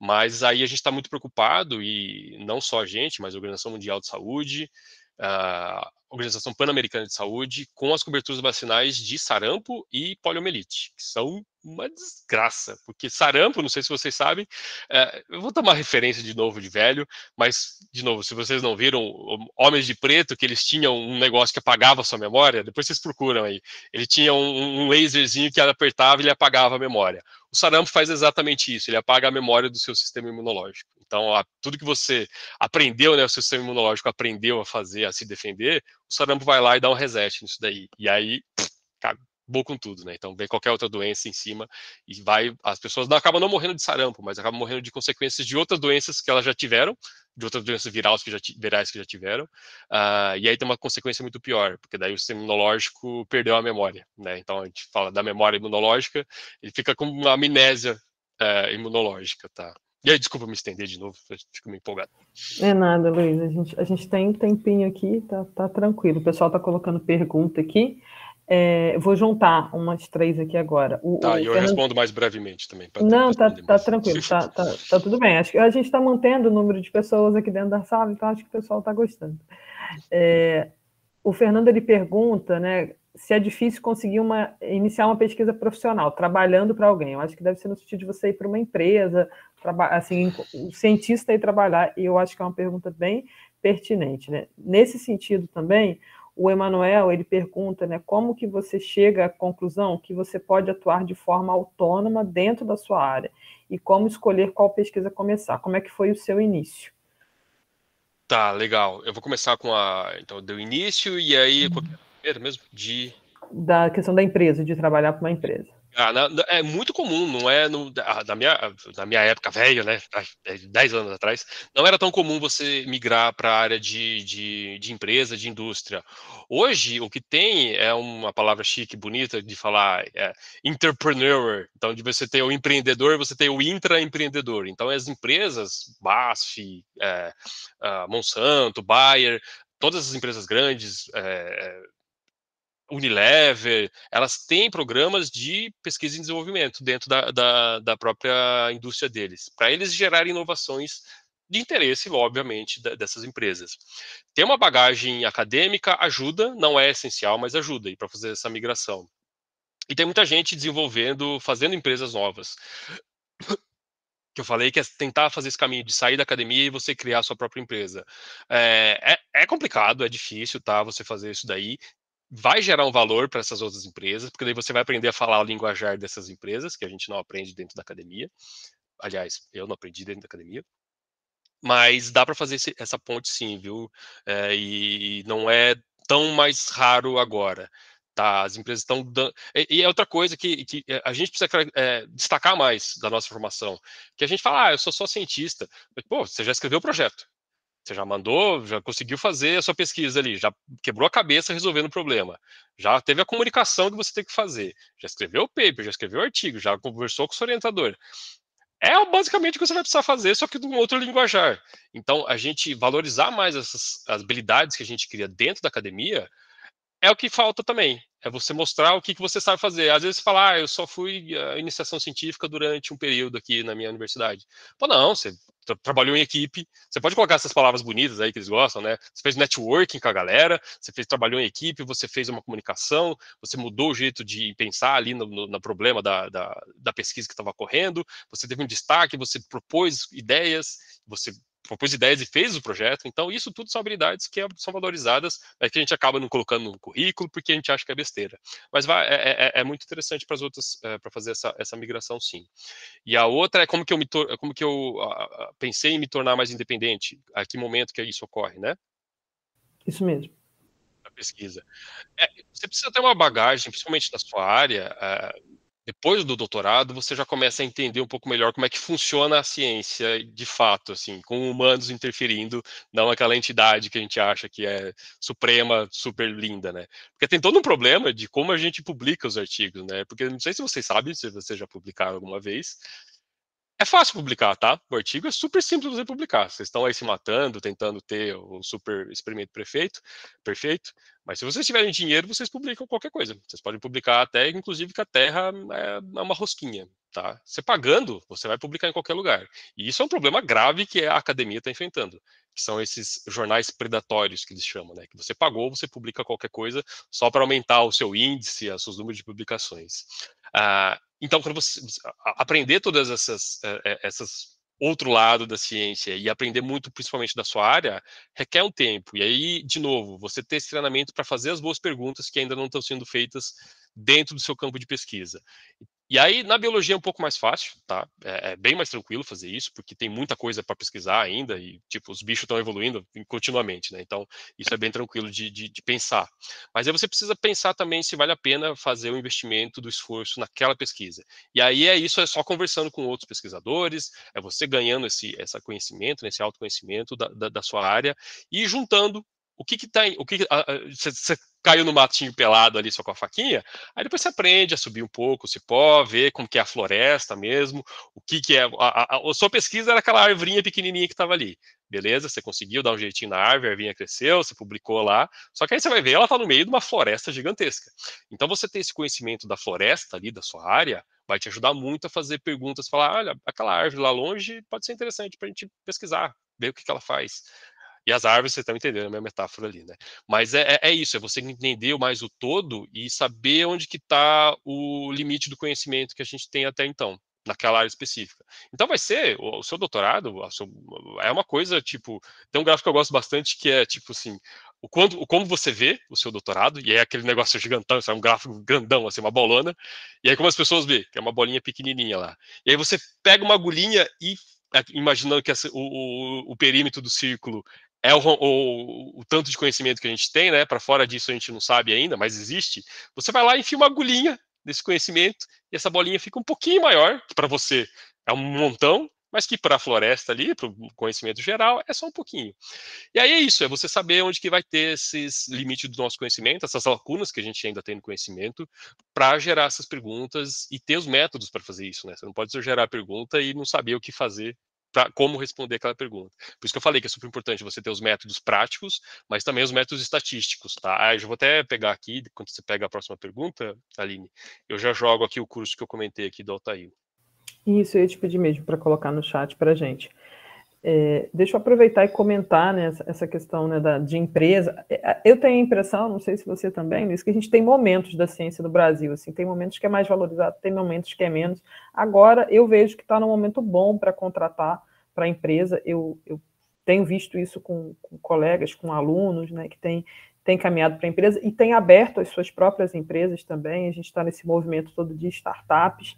Acho que em São Paulo isso aconteceu antes, né, do que aqui no Rio, mas a gente tem esse movimento no país como um todo de estímulo ao empreendedorismo. É claro que tem toda uma outra questão, é porque está faltando trabalho, então a gente precisa de mais iniciativas, precisa empurrar, mas tem todo um contexto para isso também, mas é algo que a gente tem que estar atento, né, para ter essas iniciativas, e aí os meninos eles já estão sendo estimulados, isso desde o médio, né, mais uma vez no IFE a gente tem feito esse trabalho, tiveram até alguns alunos aqui que acabaram de fazer um treinamento, né, junto com o pessoal da graduação, da pós, né, que foi o Hacker Experience Journey, foi uma experiência que a gente fez, que veio o pessoal lá de Campinas para dar formação para eles, né, para estimular não olhar somente a pesquisa no público, né, olhar essa pesquisa no setor privado também, e é muito de momento. Tem diferenças também de uma instituição para outra. Vi que você comentou, né, na sua fala, né, que na sua turma, né, lá de graduação, poucos seguiram na carreira da biologia. Na minha eu já tive uma experiência diferente, uma boa parte atua até nos da pós-graduação, mas é porque o ENF é uma instituição muito específica, assim, ela foi pensada para pesquisa, né, tem uma proposta diferente. Mas vamos lá, para a gente pegar mais pesquisa, só reforçando para o pessoal, os cursos, né, que o Luiz comentou aí da É, estatística estão aqui no chat, não é isso, Luiz? Isso, são duas playlists, tá? Deve ter umas 30 e poucos aulas do curso um e aí o curso 2 também é um pouco aí. As aulas são todas gratuitas, vocês podem fazer, normalmente tem 2 horas as aulas, podem assiste uma vez no tempo normal, eu costumo depois assistir em 2x, porque daí você só quer relembrar as coisas. Mas comecem do curso um, que daí você vai aprender o que que é média, o que que é desvio padrão, de novo, que é super importante para você ler os artigos que estão sendo agora. E aí, quando vocês se sentirem mais confortáveis, vão para o curso 2, que daí é um pouco mais de pós-graduação mesmo. O curso 1 é para a idade de vocês mesmo, tá? É ensino médio, começo da graduação. O curso 2 seria o necessário para um pós-graduando fazer uma pesquisa ok. E ele vai ter um curso 3 que daí é para professor. Então, Aline, inclusive, eu recomendo, não sei qual que é a sua habilidade com os statistics aí, mas recomendo muito, porque ele dá muita ideia de como você, no final do curso 2, principalmente agora, de como você elaborar suas pesquisas, né? Você conduzir o seu laboratório, de como você preparar as ideias e conectar no final tudo, e você ser a pessoa que vai juntar as árvores e publicar uma coisa super legal com várias outras linhas de pesquisa. Então é muito legal mesmo, e te dá um caminho de como pensar, aquele momento ético que eu falei, de como pensar antes de colocar a mão no experimento. O que você tem que pensar tudo antes de fazer o experimento. E aí você já vai ter o seu escopo do seu projeto prontinho ali, tá? Antes de colocar a mão em qualquer coisa. Então, recomendo bastante, virei um super fã dele ali, já por causa do Naruhodo. Mas, de novo, ver se é para vocês, tá? Mas são super importantes essas ferramentas para vocês terem no arsenal para conseguir formular uma pergunta, que é o importante. Se você não conhece, se você só conhece, por exemplo, martelo, você vai dar martelada em parafuso, vai dar martelada em prego, vai dar martelada em rosca, tá? Então, aqui a ideia é você ter outras ferramentas para mexer dependendo da sua situação. Não, é uma boa dica aí, o pessoal está estudando genética agora, estudando Mengo, aqueles Vai experimentos lá. com semente, que é um monte, né? Eu sempre reforço com eles a importância de você ter um N amostral grande, né? Que aí você consiga chegar a essas conclusões, né? Não, qualquer coisa de ômica vai ter uma técnica ali específica só para tratar com ômica. Apesar de se chamar psicobiologia, é porque está dentro do departamento de psicologia ali da Unifesp, mas serve para geral, tá? Para genética. Se eu soubesse de algumas ferramentas aqui que ele apresentou durante o curso 2, eu tinha publicado mais um artigo. Vamos lá, tem uma pergunta aqui do Luiz também, o seu xará, que você chegou a falar sobre inteligência artificial em algum momento, acho que você deu uma palestra sobre isso, né? Então, o Luiz, ele pergunta, né, em relação à inteligência artificial que você falou um pouco, qual que é a sua opinião a longo prazo do uso da inteligência artificial? A gente sempre tem medo, né, dessas coisas quando chega nova. Tipo quando era, na minha época era calculadora, né? A gente não podia usar a calculadora para fazer prova. Então, pra você ver como eu sou bem velho no negócio ainda aí, né? Então os professores ficavam reticentes de você utilizar a calculadora, depois o celular. Com a inteligência artificial, para a academia especificamente, eu só tô vendo benefícios por enquanto, porque ela tá ficando tão boa em fazer a pesquisa no seu foco, na sua área, que ela consegue juntar esse enorme, gigantesco mundo. Eu estou falando floresta, eu não sei nem se é floresta, mas o tanto de artigo que sai da minha área, a gente não consegue mais acompanhar. De quanto que está saindo, de quanto de dado está sendo publicado. Então, uma das ferramentas que eu apresento é uma que ela pega assim, você pega um artigo referência, você joga nessa ferramenta, ela vai fazer um monte de conexão a partir daquele artigo, tanto de citação que já de artigos antes dessa publicação, quanto de artigos que vieram depois dela. E elas fazem conexões disso e você vai vendo como é que está perto de você. Eu coloquei o meu artigo lá que eu publiquei, eu descobri uma galera que citou o meu artigo depois, que não tinha aparecido nem no Google, não tinha aparecido em nada, e que fizeram uma coisa super legal, que é uma continuação basicamente do que eu estava fazendo. Então, essas ferramentas para isso ajuda muito para escrever em inglês, quer queira ou que não, é a língua da ciência que a gente precisa publicar em grandes jornais, blá blá blá. Acaba sendo inglês para você conseguir fazer essa comunicação mais ampla. Publicar no Brasil é super importante, mas publicar fora é o que vai te dar um pouco mais de visibilidade. Então ela te ajuda a escrever, a muito escrever, te ajuda a fazer a revisão do artigo. Então você consegue fazer uma revisão antes mesmo de mandar para o seu orientador, para você não mandar aquele negócio totalmente parecendo aramaico para o seu orientador, né? Que vem na minha época, quando eu fazia, vinha um negócio eu achava que eu escrevia em outra língua para o meu orientador, porque vinha só vermelhão ali. Mas é legal, e aí tem que usar com cautela. O perigo, eu acho, que a gente confiar demais nessas ferramentas. É a gente deixar elas fazerem todo o trabalho e não ter esse retorno de que eu falei lá, de que a ciência é o agente se modificando, você deixar todo o trabalho para a inteligência artificial fazer e você não aprender nada com isso. Então, você fazer com que ela te produza um texto perfeito, mas você não aprendeu com seus erros. Então, é legal ela se tornar como se fosse um revisor que está ali para te ajudar. Você colocou ali seu texto, ela deu sugestões de arrumar, de como fazer, e aí você tenta entender qual foi o processo, qual foi a estrutura da frase que ela fez. Você fala, eu quero que você escreva de um jeito acadêmico para eu publicar nessa revista. Ela vai fazer melhor do que os editores que estão lá. Mas aí você entender essa pegada. Então, tem todo esse trabalho principalmente de estruturação do seu pensamento, que ela te ajuda muito a fazer isso. Então, você quer estruturar a sua pesquisa. Põe lá no GPT da vida aí, eu queria estruturar uma pesquisa para relacionada a isso aqui, citando esse artigo aqui. Ele vai te dar ali um passo a passo, introdução, método, blá, blá, blá, consegue fazer muito bem essas partes de estruturação. O perigo que eu vejo é a gente ficar, de novo, demasiado folgado com essas ferramentas e não aprender nada com elas, tá? Então, vai acontecer, a gente já vê artigos sendo publicado com o chat GPT como autor lá, né? Então, não é para ser assim, não é para ficar nesse nível, é para ser uma auxiliar, ali uma Alexa da vida, essas coisas assim, sabe? E aí, do futuro, o que vai acontecer com ela? Eu não acho que elas vão dominar. E chamar de inteligência artificial já é um erro gigantesco, né? Porque elas não são inteligentes, elas aprendem do jeito muito diferente do que a gente aprende. Elas aprendem com um monte de informação que você joga dentro dela. A gente aprende quando a gente descansa. A gente aprende as coisas depois que a gente leu, a gente dá aquela acalmada, a gente volta. Então a gente não aprende na montanha. A nossa inteligência é voltada para aprender na pausa. Então, quando a gente pausa de estudar alguma coisa durante muito tempo, é aí que a gente vai formar as conexões de aprender de fato alguma coisa. Então, não chamar de aprendizado de máquina até vai lá. A inteligência tá longe disso daí, tá? Todas as pessoas que eu acompanho uma galera que fala, que realmente entende disso, eles falam que é um exagero ficar chamando de inteligência e que elas não vão dominar o mundo, não sei o que lá, mas vai ter dois profissionais diferentes a partir de agora. A galera que está usando e o pessoal que não está usando. E eu vejo desvantagens do pessoal que não está usando ainda, porque ajuda a automatizar muitas coisas chatas que a gente tem que fazer. Por exemplo, estruturar um artigo para tal revista. Você vai ter que ir lá, você vai ter que ler como que é a estruturação do artigo, que fonte que eles querem usar, qual que é o espaçamento, a BNT, sabe? Essas coisas que vocês já estão saco cheio de fazer. Meu, você perde um tempo que você podia estar focado lendo alguma coisa ou escrevendo alguma outra coisa. Então dá para fazer, automatizar. Eu quero que você manda a estrutura, a BNT, beleza, manda aqui para mim, bonitinho. Tá lá a referência, nem pensa mais nisso aí. Eu perdi um tempo gigantesco fazendo referência ali, porque tinha que ter a vírgula, parênteses, o negrito, o era itálico, blá, blá, blá.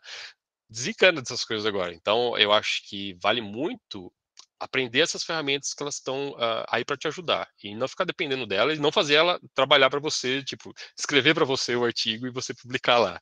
Mas você aprender com elas, você ter esse feedback, o seu orientador, se ele tiver tempo, ele vai fazer. Ele vai ler o seu texto, vai rasurar todo e vai te devolver. Se você aceitar as correções lá e não fizer nada, é a mesma coisa que você colocar no GPT e pedir para ele cuspir para você e não aprender nada, tá? Então eu não vejo com grande alarmismo a gente utilizar, aliás, muito pelo contrário, auxilia bastante a automatizar algumas coisas que demorariam tempos gigantescos para fazer. Se vocês têm alguma coisa de programação, alguma linguagem de programação que vocês estão aprendendo, sugiro muito aprender o R, que é a linguagem de estatística, facilita muito a vida. E aí ele te ajuda a escrever o código. E aí tudo bem. Você fala, eu preciso fazer um gráfico a partir dos meus dados aqui no R. Ele vai te cuspir o código bonitinho ali, comentado, certinho. É um ótimo jeito de aprender a linguagem de programação e sai o resultado mais ou menos. E aí você vai ter interação, porque ele vai cuspir normalmente as coisas erradas. Aí você coloca lá, tá errada essa linha. Aí o GPT fala, desculpa, ele até pede desculpa para você que ele fez as coisas erradas.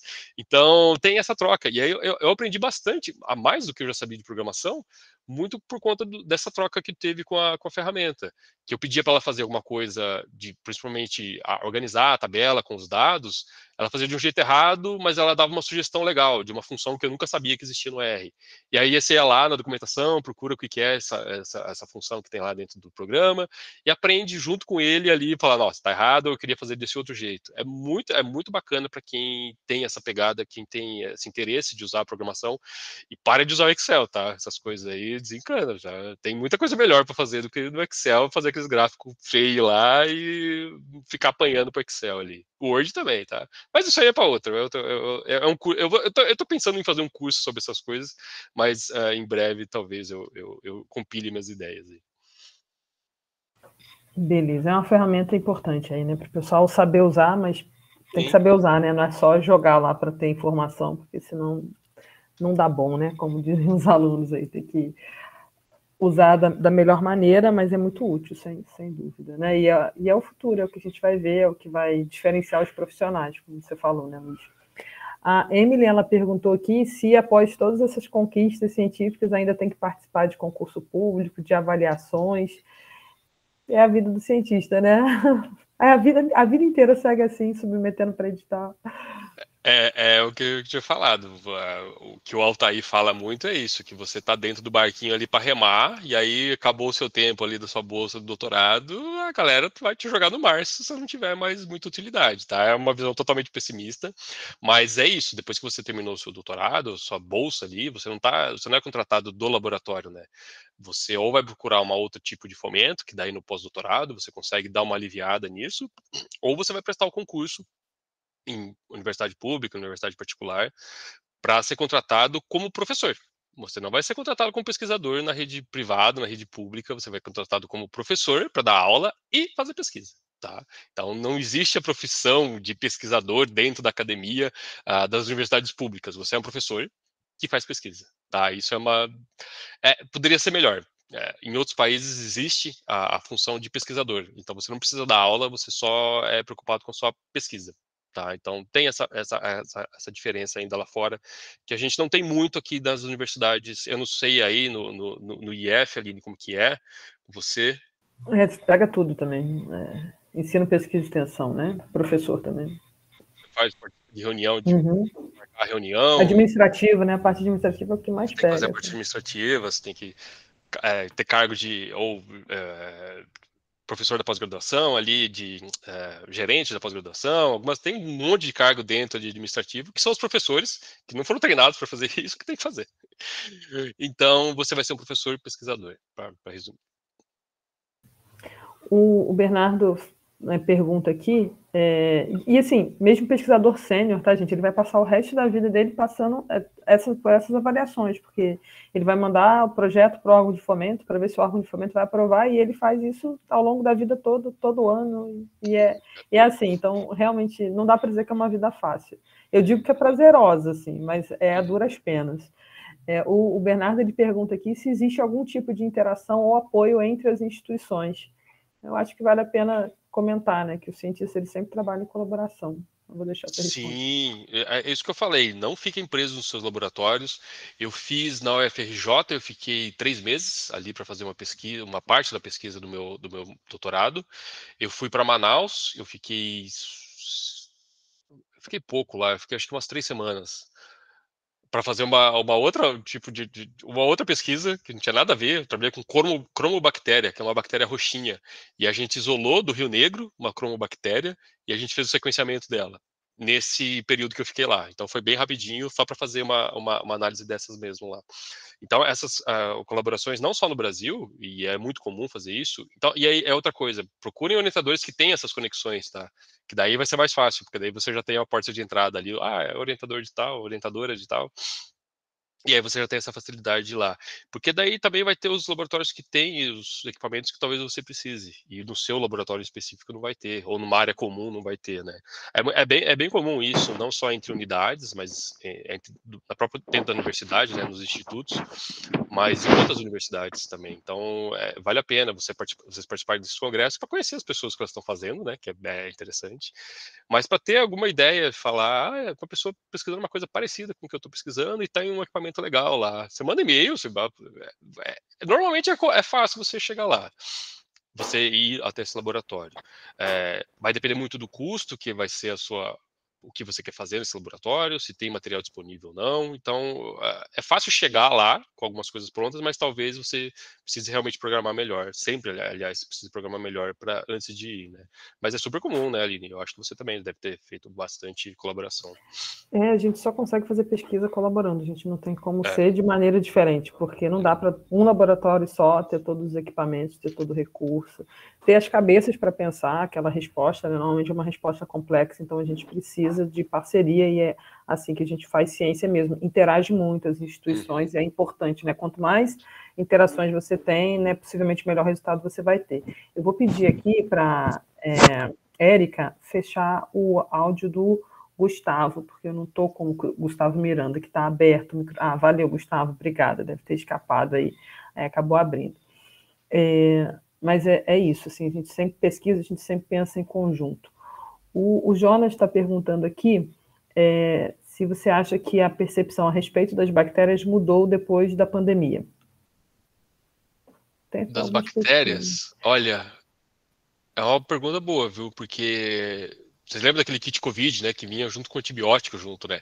Não sei se mudou a perspectiva das bactérias, mas as bactérias mudaram, tá? Então vai ter muita mais bactéria resistente a tipos de antibiótico porque teve prescrição desnecessária disso daí.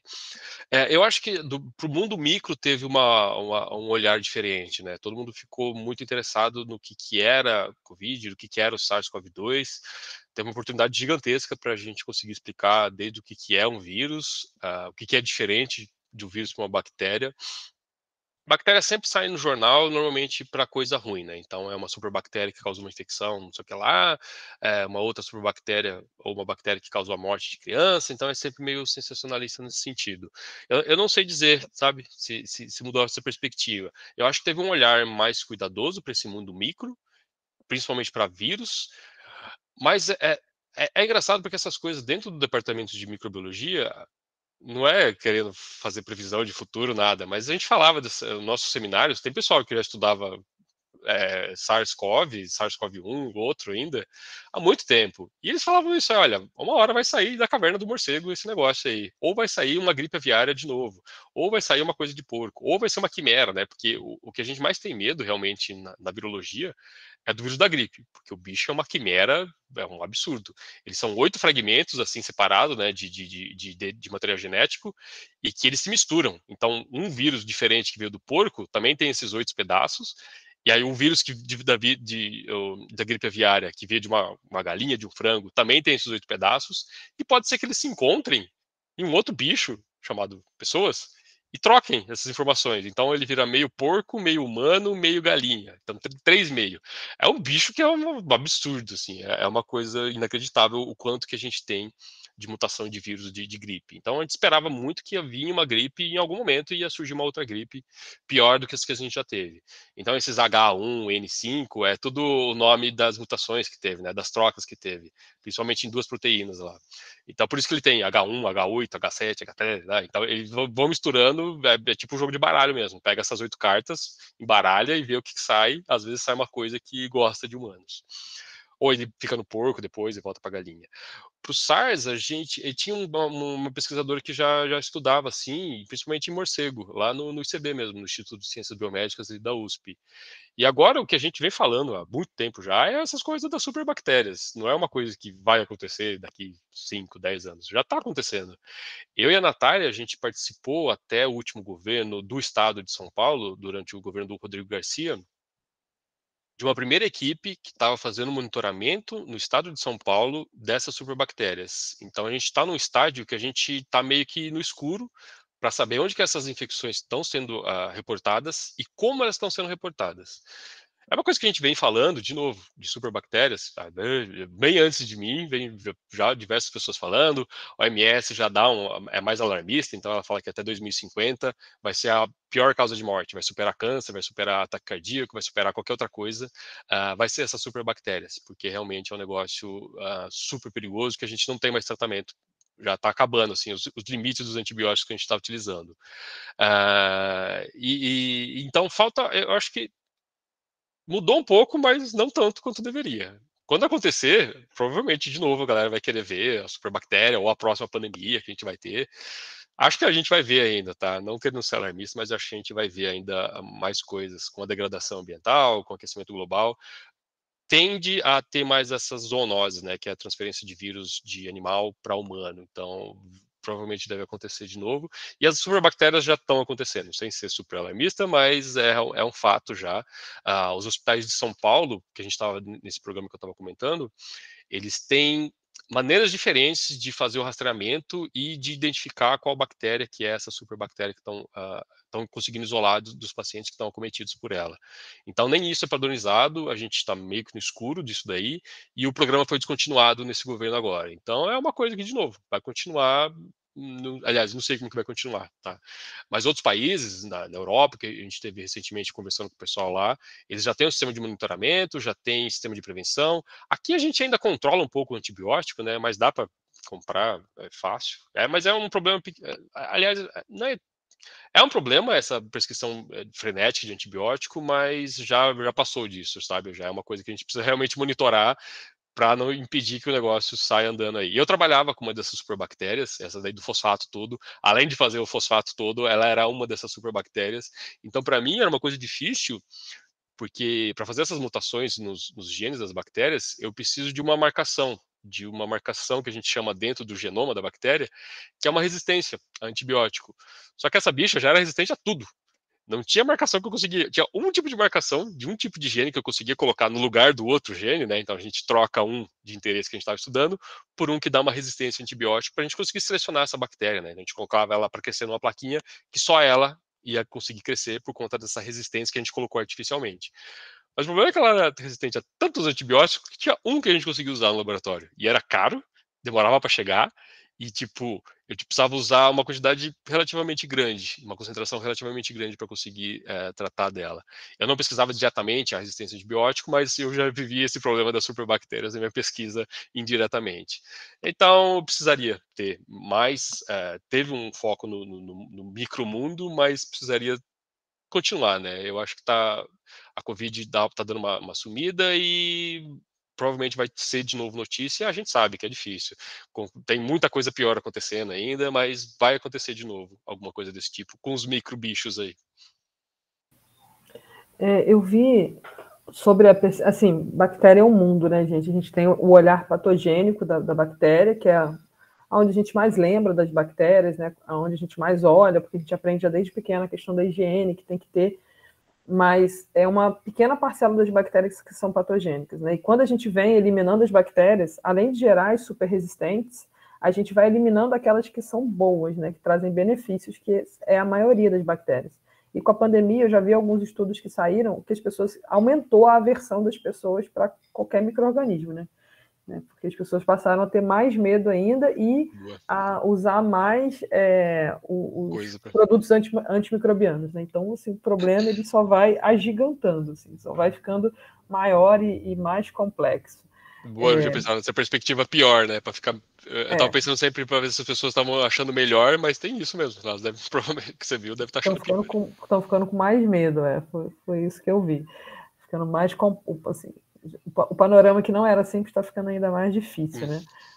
Mas, olha, aí a Yasmin traz aqui, né? Eu tô vendo o pessoal do primeiro período que tá quietinho, acho que eles estão mais tímidos. O pessoal do segundo período tá fazendo pergunta pra caramba, a gente não tá dando conta de tudo, não. A Yasmin pergunta, na sua opinião, qual que é a área mais interessante para estudar em bactéria, e a Nicole traz assim, qual que é a importância de estudar as bactérias na sua visão, fazendo as duas juntas que são relacionadas. A mais importante de bactéria, nossa, é bem complicado isso. A mais que está sendo mais no hype aí do negócio é a resistência a antibióticos, tá? Isso daí tem. O meu laboratório começou a fazer mais disso daí também. Aliás, o laboratório que eu trabalhava começou a fazer mais disso. Vai ser um lugar que você vai ter lugar para trabalhar em qualquer lugar do mundo, tá? Então é uma área quente dessa de resistência a antibiótico.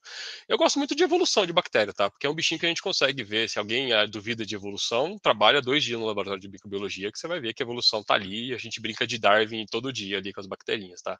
É muito legal trabalhar com evolução de bactérias.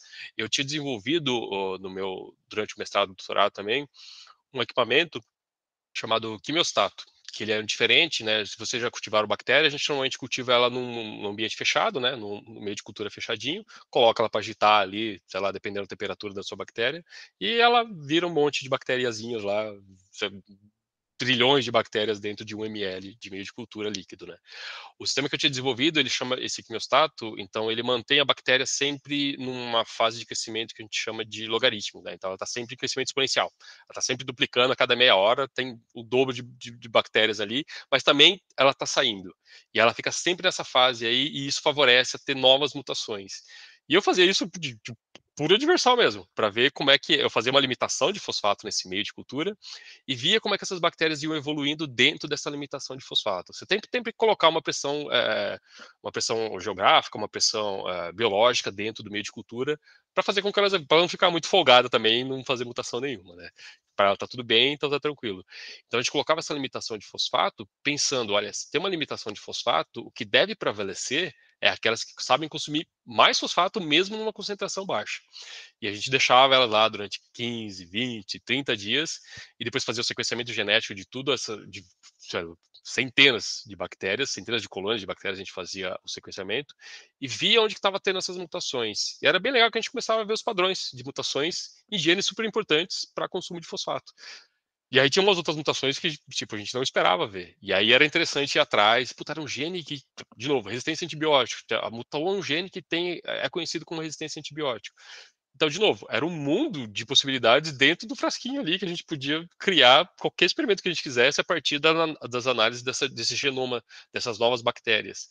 E aí tinha pesquisa, tipo, continuou mais 3 alunos de iniciação científica que estavam comigo fazendo esse tipo de experimento lá, cada um com uma linha.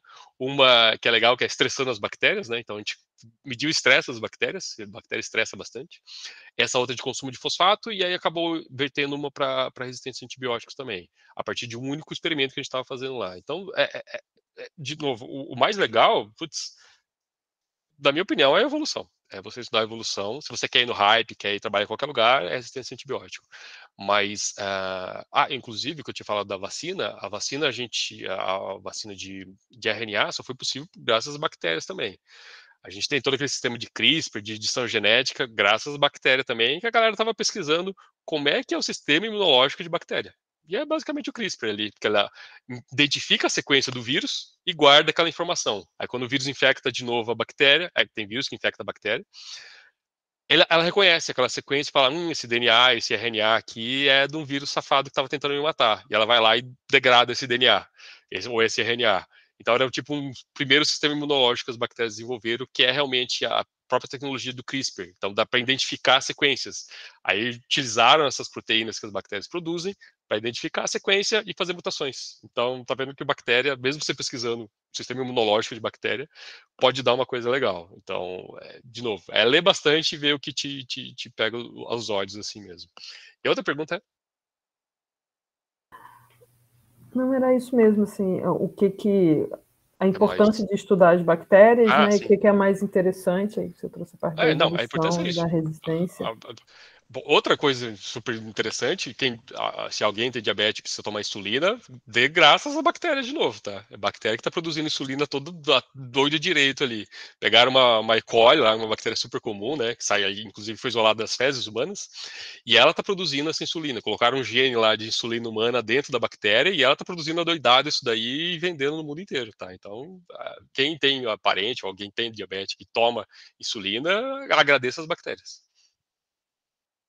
Eu vou fazer uma pergunta aqui, que eu não sei se vai dar tempo da gente fazer todas, porque o nosso tempo está menor, mas com relação a Stephanie, quer dizer, que é da pergunta da Stephanie com relação à saúde mental, que eu acho que tem pego bastante, né? Cientista, ela fala que sei que muitos cientistas passam por muito estresse por conta da carga das pesquisas e das dificuldades. Vocês acham que isso afetou a saúde de vocês de alguma forma? Pode ser saúde mental também. Sim, não, eu tive uma época principalmente na época da defesa do meu mestrado, um pouco antes, eu comecei a perder cabelo, começou a cair cabelo meu, assim, de tanta preocupação que eu tinha. Tava com problema de relacionamento também, com a namorada, tudo mais, que todo mundo vai ter, uma hora. Mas aí juntou muitas coisas na mesma época, né? E aí o mestrado me deixou doidão. Aí no doutorado eu já tava mais tranquilo, sabe? Eu já tinha passado todo esse perrengue, já sabia como que ia ser. Mas o mestrado é uma experiência que. Eu esqueci de comentar naquela outra de como que é a carreira. Tem possibilidade de você fazer um doutorado direto. Se vocês provavelmente vão conseguir fazer isso se vocês quiserem tranquilamente, mas eu não recomendo. Que é você pular ali o mestrado, não fazer o mestrado e já começar um doutorado direto, desde que você já tenha um projeto em andamento na sua iniciação científica e que é um projeto que o seu orientador vislumbra que vai dar uma publicação. Então você já pode sair com o título de doutor em 5 anos e não ter o título de mestre. Mas eu não recomendo. Eu acho que o mestrado é um aprendizado gigantesco para você ver como que é essa pressão, sem ter a pressão de publicar, pelo menos, tá? Então é uma pressão a menos. Mas de fato, eu tenho amigos meus que ficaram bem ruim mesmo, assim, sabe? Porque ficaram longe da família, tiveram que mudar para ir estudar na USP, e aí o ambiente no laboratório era ruim, era um querendo interferir no experimento do outro. Por isso que eu falei, pesquisa, se é que vocês querem fazer, pesquisa muito bem o laboratório antes, vê as pessoas que estão lá, veja os orientadores, alinhe oriente para quem que eles devem ir, por favor, manda para as pessoas boas, não para as pessoas que a gente sabe que tem uns que é ruim, mesmo. Mas é isso, sigam orientações de laboratórios que são bons assim nesse aspecto de saúde mental, porque já tem esse outro monte de perrengue que a gente falou, de ter falta de verba, de ser difícil, de você lidar com frustração, que não é Ana Maria Braga, você faz a receitinha do método lá que você encontrou na internet, que sua bactéria vai crescer bonitinha. Então tem várias frustrações durante o caminho e ter um ambiente hostil é pior ainda, que daí fica ruim mesmo, tá? Aí você fica até com uma aversão até. Tem amigos meus que não conseguiram defender, que não escreveram a tese porque abria o computador para ler a tese e dava uma fobia. Tipo, não conseguia ler, não conseguia entender o que ele tinha escrito 2 meses atrás e não conseguia produzir mais. E desencanou, falou, puto, não, isso aqui não é para mim mais. E aí é um problema, porque daí o departamento quer que você se forme para ele ter a publicação, o número de doutores formados. Então tem toda uma questão de saúde mental que está virando mais recorrente ser esse assunto dentro dos departamentos. Quando eu entrei não tinha, mas aí aconteceu várias coisas dentro do instituto que levou a ter um departamento de apoio psicológico para alunos de pós-graduação. Então isso está virando uma tendência muito maior agora, e ainda bem, porque daí as pessoas têm problemas, tá? E não é diferente em outro lugar. Não vou falar que é melhor em indústria, tá? Porque minha esposa trabalha em indústria e é uma desgraça também, tá? É chefe chato pra caramba, tá lá enchendo seu saco. Não pense que vai ser muito diferente ali dentro da academia ou fora da academia, porque tem pessoa ruim para todo lado mesmo. Mas o ambiente acadêmico é isso, tem essa pressão, tem esse limite de tempo, que você sabe exatamente quando vai terminar o seu mestrado, o seu doutorado, e ter um professor, um orientador, uma orientadora ruim é pior dos mundos, tá? Então, façam esse estágio, aproveitem que vocês estão novos ainda, faz a iniciação, vê se é legal mesmo, se vocês gostaram do ambiente, e aí continuam. E se não for para vocês, de novo, tem muita outra coisa muito legal para fazer. Pensa nessas coisas de tecnologia, que daí dá dinheiro pra caramba, quer ser feliz, vai, bora, meu, bora. Mas, de novo, pesquisador é mais jeito mais difícil de ser pobre, mais pobre de dinheiro, assim. Você não vai ter super rico, mas você, intelectualmente, você vai precisar de outros amigos para conversar sobre o que você gosta de conversar. Eu tenho uma pergunta aqui da. Peraí, que eu estou subindo e descendo aqui no chat, eu me perdi. Mas foi da Stephanie, que ela pergunta sobre como iniciar uma pesquisa no IFE. Aí eu vou responder para ela, Luiz, depois eu volto para você. Claro. Como que isso pode ser feito. No IFE a gente tem alguns caminhos. Sempre que você quer começar uma pesquisa, seja agora no médio, no futuro na universidade, enfim, na graduação, vocês vão procurar, como o Luiz falou aqui, não sei se vocês perceberam, né? Tem pessoas e pessoas no mundo da ciência, como tem pessoas e pessoas no nosso dia a dia. Então é bom você estudar, procurar saber antes, né? A pessoa que você tem vontade de trabalhar, tem interesse de trabalhar, né? Porque, como o Luiz acabou de responder, né, Stephanie mesmo, é um ambiente de bastante pressão, então é bom ficar atento assim, às pessoas com que você procura, né? Com quem você quer estabelecer essas relações. É importante que seja uma área que te atenda também, né? O primeiro passo é conversar com o pesquisador, com o professor, e você pode fazer isso no IFE em qualquer área, tá? Apesar de vocês estarem no curso de automação industrial, vocês têm contato com professores da área de humanas, né, da área da saúde também biológica, e isso é totalmente aberto, os professores, né, fazem pesquisa no IFPA, né, praticamente todos os professores, é só vocês conversarem com eles, né, mesmo artes, música, né, essa é a vantagem do IFE, a gente tem pesquisa em diferentes áreas. E uma vez conversado com esse professor, tem a possibilidade de você ser um voluntário na pesquisa dele, que é, como eu indico no primeiro momento, para você ter contato, você ver se de fato ela te interessa, para depois assumir um vínculo maior, que é através de uma bolsa, né? Geralmente, os editais de bolsa no IFE, o candidato ele vai se candidatar à seleção no primeiro semestre para as bolsas serem implementadas no segundo semestre. E é sempre um edital, você vai concorrer, né? Então, por isso que é importante, ao longo da sua trajetória, vocês que estão começando aí, já ir tendo um bom currículo, tendo boas notas. É assim, até lá no mestrado, no doutorado, para você conseguir uma bolsa, tá, gente?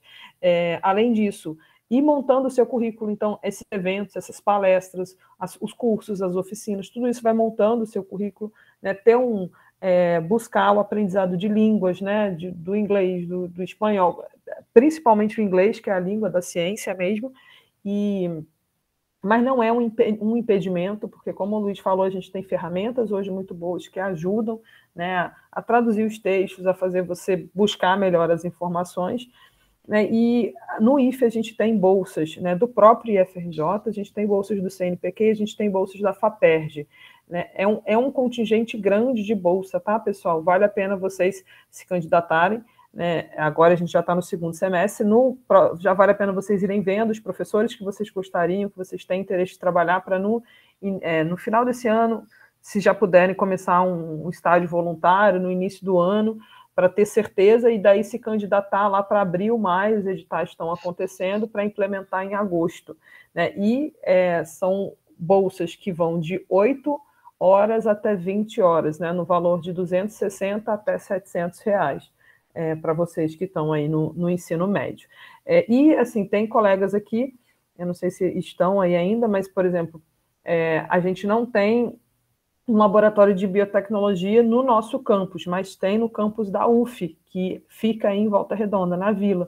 Então, eu mando alguns alunos lá para a Vila, para fazerem pesquisa lá com a UF. Então, a gente também tem bolsas da UF. Atualmente, a Sofia, que estava por aqui, ela está com bolsa lá na UF, a Emily está como voluntária lá na UF, né? A gente também faz esse intercâmbio de aluno entre as instituições, como o Bernardo tinha perguntado antes. Luiz, a gente está aqui já com 10 minutos para fechar. Tem outras perguntas aqui que o pessoal fez, mas eu acho que a gente acabou respondendo, né, de uma maneira ou outra, acho que acabou vindo aí nas outras respostas, mas o pessoal continua fazendo pergunta, viu? Agora, nos minutos finais, tem gente que está fazendo pergunta aqui ainda. Eu vou fazer o seguinte, que tem algumas que são mais diretas, assim, são mais rápidas. Está perguntando assim, se você já trabalhou com arqueobactérias ou extremófilas e o quão difícil é trabalhar com essas bactérias. Essa acho que é mais rápida. Legal, Davi. Pode fazer. Não, e eu ia perguntar, tem um outro aqui da Gabriela, se existe alguma média de idade para fazer uma pesquisa e ser levada a sério. Enfim, aí diz aí, Luiz, o que você acha? Ser levado a sério eu acho que é mais complicado. A idade, não, ser levado a sério, você vai ser levado a sério de novo, se você está num ambiente mais tranquilo assim mesmo, sabe? O reconhecimento, eu não sei o levado a sério se ser de reconhecimento ou se as pessoas tem isso, sabe? De mulher na ciência é uma coisa que o Part of Science debate muito, sabe? Tem isso ainda, esse reconhecimento é diferente, tá? Ainda é ruim por conta disso. Você ser mulher na academia, você ser um homem branco, bonito, tem diferença. Esse tipo de reconhecimento ainda ocorre, tá? Mas a idade não, tá? Tem pessoas que entrou no nosso laboratório, teve um que entrou durante o ensino, antes do estava no ensino médio, no começo do ensino médio, ele que gostava de bactéria e queria entender como é que fazia as plaquinhas lá. E a gente levava ele a sério, tá? A gente não desprezava ninguém lá quem estava no nosso laboratório. Mas leva um certo tempo, tá? Para você ter esse certo de ser levado a sério dentro da sua área. Mas participar desses congressos, conhecer as pessoas, e aí, se você continuar dentro da área e continuar, infelizmente, ainda tem que fazer isso, tem que ficar publicando, que é o jeito de comunicar a ciência. aí você vai ser mais levado a sério do que, se eu estou entendendo a pergunta que foi desse jeito. E das extremófilas, eu não trabalhei diretamente, o Davi, mas tinha um laboratório no meu corredor ali, que eles trabalhavam com bactérias que era do... Tinha um consórcio junto com a Petrobras, então eles trabalhavam com bactérias que degradavam petróleo. E aí essas arqueias. Se é difícil trabalhar, então o próprio nome dela já é extremófilo já. Então você precisa de ou pressão muito alta, ou uma temperatura muito alta, e aí temperatura alta que eu estou falando é 100, mais de 100 graus. Então essas dificuldades que aí é a limitação do próprio laboratório. Ou tem um laboratório muito interessante no Instituto de Química da USP, que é um laboratório de astrobiologia. E não é estudar bactéria alienígena, bactéria ET, é exatamente estudar essas extremófilas para pensar que são bactérias aliás, que sobrevivem em ambientes parecidos como, por exemplo, o de Marte, que é sem temperatura muito altas, ou seco, ou com pouca fonte de nutriente, e que essas bactérias poderiam ser utilizadas para a gente no futuro colonizar esse tipo de lugar. Então tem uma área gigantesca fazendo isso daí.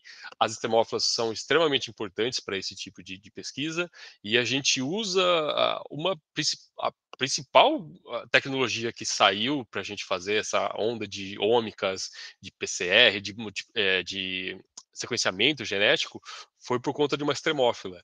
Porque a gente precisava, para fazer esse sequenciamento genético, de mudar muito a temperatura do DNA, e nenhuma bactéria conseguia sobreviver nessas temperaturas. E a gente usa uma proteína que vem dessas bactérias que faz exatamente isso, que ela consegue copiar, fazer cópias do DNA em temperaturas muito altas, e veio dessa extremófila. Então, você vê como uma coisa que estavam pesquisando, a bactéria sobrevivendo a 120 graus, uma proteína que ela tem sobrevive a 120 graus, e a gente precisava, para fazer a duplicação do DNA no laboratório, precisa de temperatura alta. E aí, a única proteína que funcionava é de uma dessas arqueias aí. Mas o desafio é esse, é você conseguir crescer um bicho mínimo, com E. coli que ela cresce até em cocô de gente, que é a verdade. Uma extremófila não. Uma extremófila você precisa de uma situação um pouco melhor no seu laboratório, precisa de uma pressão alta. Então, os laboratórios que pesquisam isso aí vão ter essas condições, mas não são muitos que têm ainda não, tá?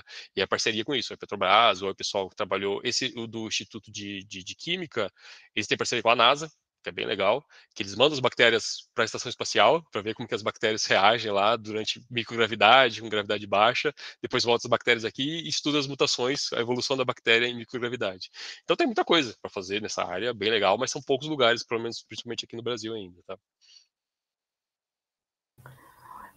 O PCR que o Luiz falou, pessoal, essa parte de duplicação do DNA, a gente usa em tudo que é teste diagnóstico que vai para o laboratório, tá? O exame de COVID de laboratório usa PCR, que é uma enzima aí que vem de uma extremófila, tá?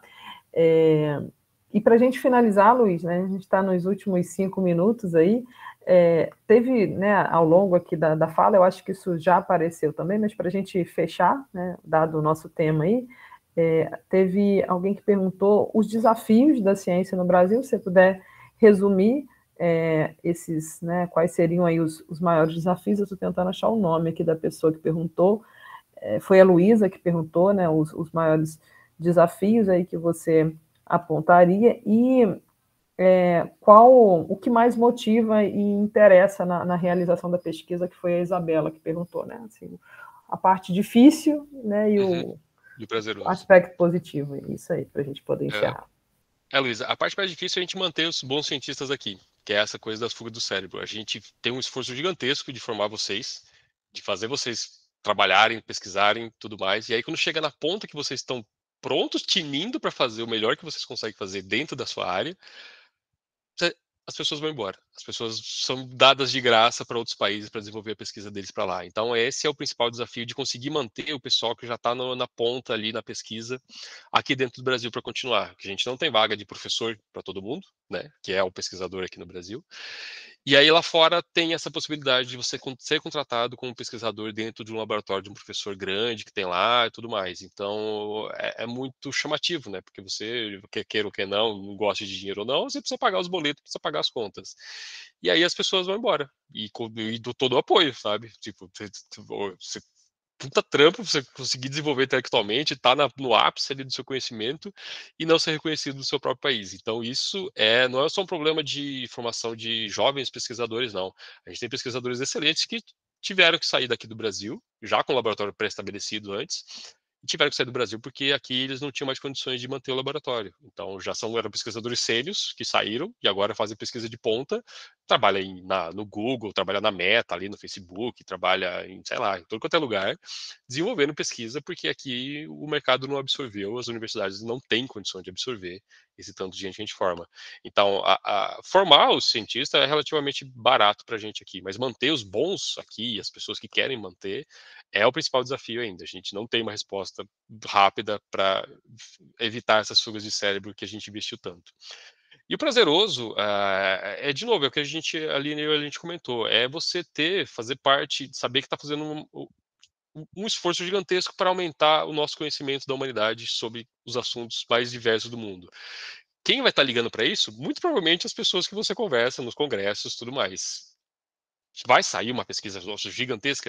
Não sei, não é isso a ciência. A ciência é esse conjunto de corpo de conhecimento que vai criando cada vez mais conhecimento, até que alguma hora algum fortunado chega lá e inventa uma vacina com isso daí, e tudo bem, salvou a galera, mas ela só salvou porque tinha uma galera pesquisando ali RNA muito antes, pesquisa básica de entender o que que era, então não foi assim da noite para o dia que a gente sabia o que que era a Covid, da noite para o dia que a gente sabia o que que era o SARS, e da noite para o dia que a gente sabia o que era RNA. Então, esse é o prazer. Se você tem prazer pelo conhecimento, de gerar conhecimento, então, é uma coisa que, de novo, quando você tem ali o seu resultado, que só você no mundo sabe, é uma das sensações que quem gosta vai se sentir ali no oásis, e depois você volta para sua realidade, fica ali legal, e vai ter que de novo outro trabalho e vamos embora. Mas é muito legal as pessoas que conhecem. E esse tipo de interação que a gente está tendo aqui agora. Se eu não fosse cientista, eu não ia ter conversando aqui com vocês. Então, para mim, isso daqui é uma coisa super legal que eu adoro. E não teria tido oportunidade de ter disso se a Aline não me convidasse, se eu não fosse cientista. Então, toda essa minha formação vale a pena para conversar com vocês sobre isso. Então, é isso que me motiva. É isso que me motiva eu fazer o trabalho no IQC. E é isso que me motiva a querer mostrar para as bactérias, para as pessoas que superbactérias são importantes também. Obrigada, Luiz. Acho que a gente não podia encerrar de forma melhor aí. São 22 horas. Eu agradeço aí a presença de todos, né? Ficaram todos aí praticamente. Né? Tem 60 pessoas aqui na sala ainda, considerando que tem gente que tem aula amanhã às 7 horas da manhã. Super obrigado. Né? Foi muita participação, a gente teve um monte de interação no chat, não demos conta de responder todas as perguntas, mas no meio aí das outras respostas, eu acho que acabou sendo respondido. E foi muito bom poder contar aí com a sua presença e de todos os estudantes que fizeram aí as perguntas. Obrigada, Érica, que estava ajudando a gente na sala aqui. Foi uma honra ter você conversando com a gente e os estudantes participando aí dessa conversa também. Tá bom? Vou deixar você se despedir e eu já aproveito e me despeço aqui também. Um abraço aí para todo mundo. Eu vou deixar meu e-mail aqui, aí as perguntas que não foram respondidas, sinta-se à legal. vontade de mandar, tá? Pode mandar nesse aí do Luiz Almeida, @IQC, que eu respondo com o maior prazer. Muito obrigado Aline, pelo convite de novo. Eu falei que realmente eu gostei muito do convite e participar dessas coisas, é uma coisa que eu adoro fazer. E, de novo, pode me chamar para ir presencial, que eu quero ver a galera aí, pra gente trocar uma ideia mais de perto mesmo, tá? Então fico super à disponibilidade para fazer futuros eventos aí presencialmente. Ou online também, não tem problema também, tá joia? Obrigadão, pessoal. Legal. Valeu pelo interesse. Espero que tenha sido não o que vocês esperavam, mas eu achava que ia ser muito falar mais do mesmo, você já vendo pesquisadores brasileiros. Eu pensei em trazer mais como que foi a realidade do que eu vi, do que eu vivi dentro de uma outra universidade que a princípio seria a melhor da América Latina, mas que também pode agregar para vocês pensarem realmente se vale a pena seguir essa carreira de cientista e se é para vocês, principalmente se é para vocês isso, e não se sintam mal se não for, tá? Tem muita outra coisa bastante legal para fazer também na vida, beleza? E aí fico à disposição aí no e-mail, pode mandar que eu respondo assim que eu puder, tá joia? Obrigada, Luiz. Tomara que a gente tenha uma próxima oportunidade, sim, presencial. E um abraço aí para todo mundo. Boa noite, tá? Obrigada aí por tudo. Até a próxima, gente.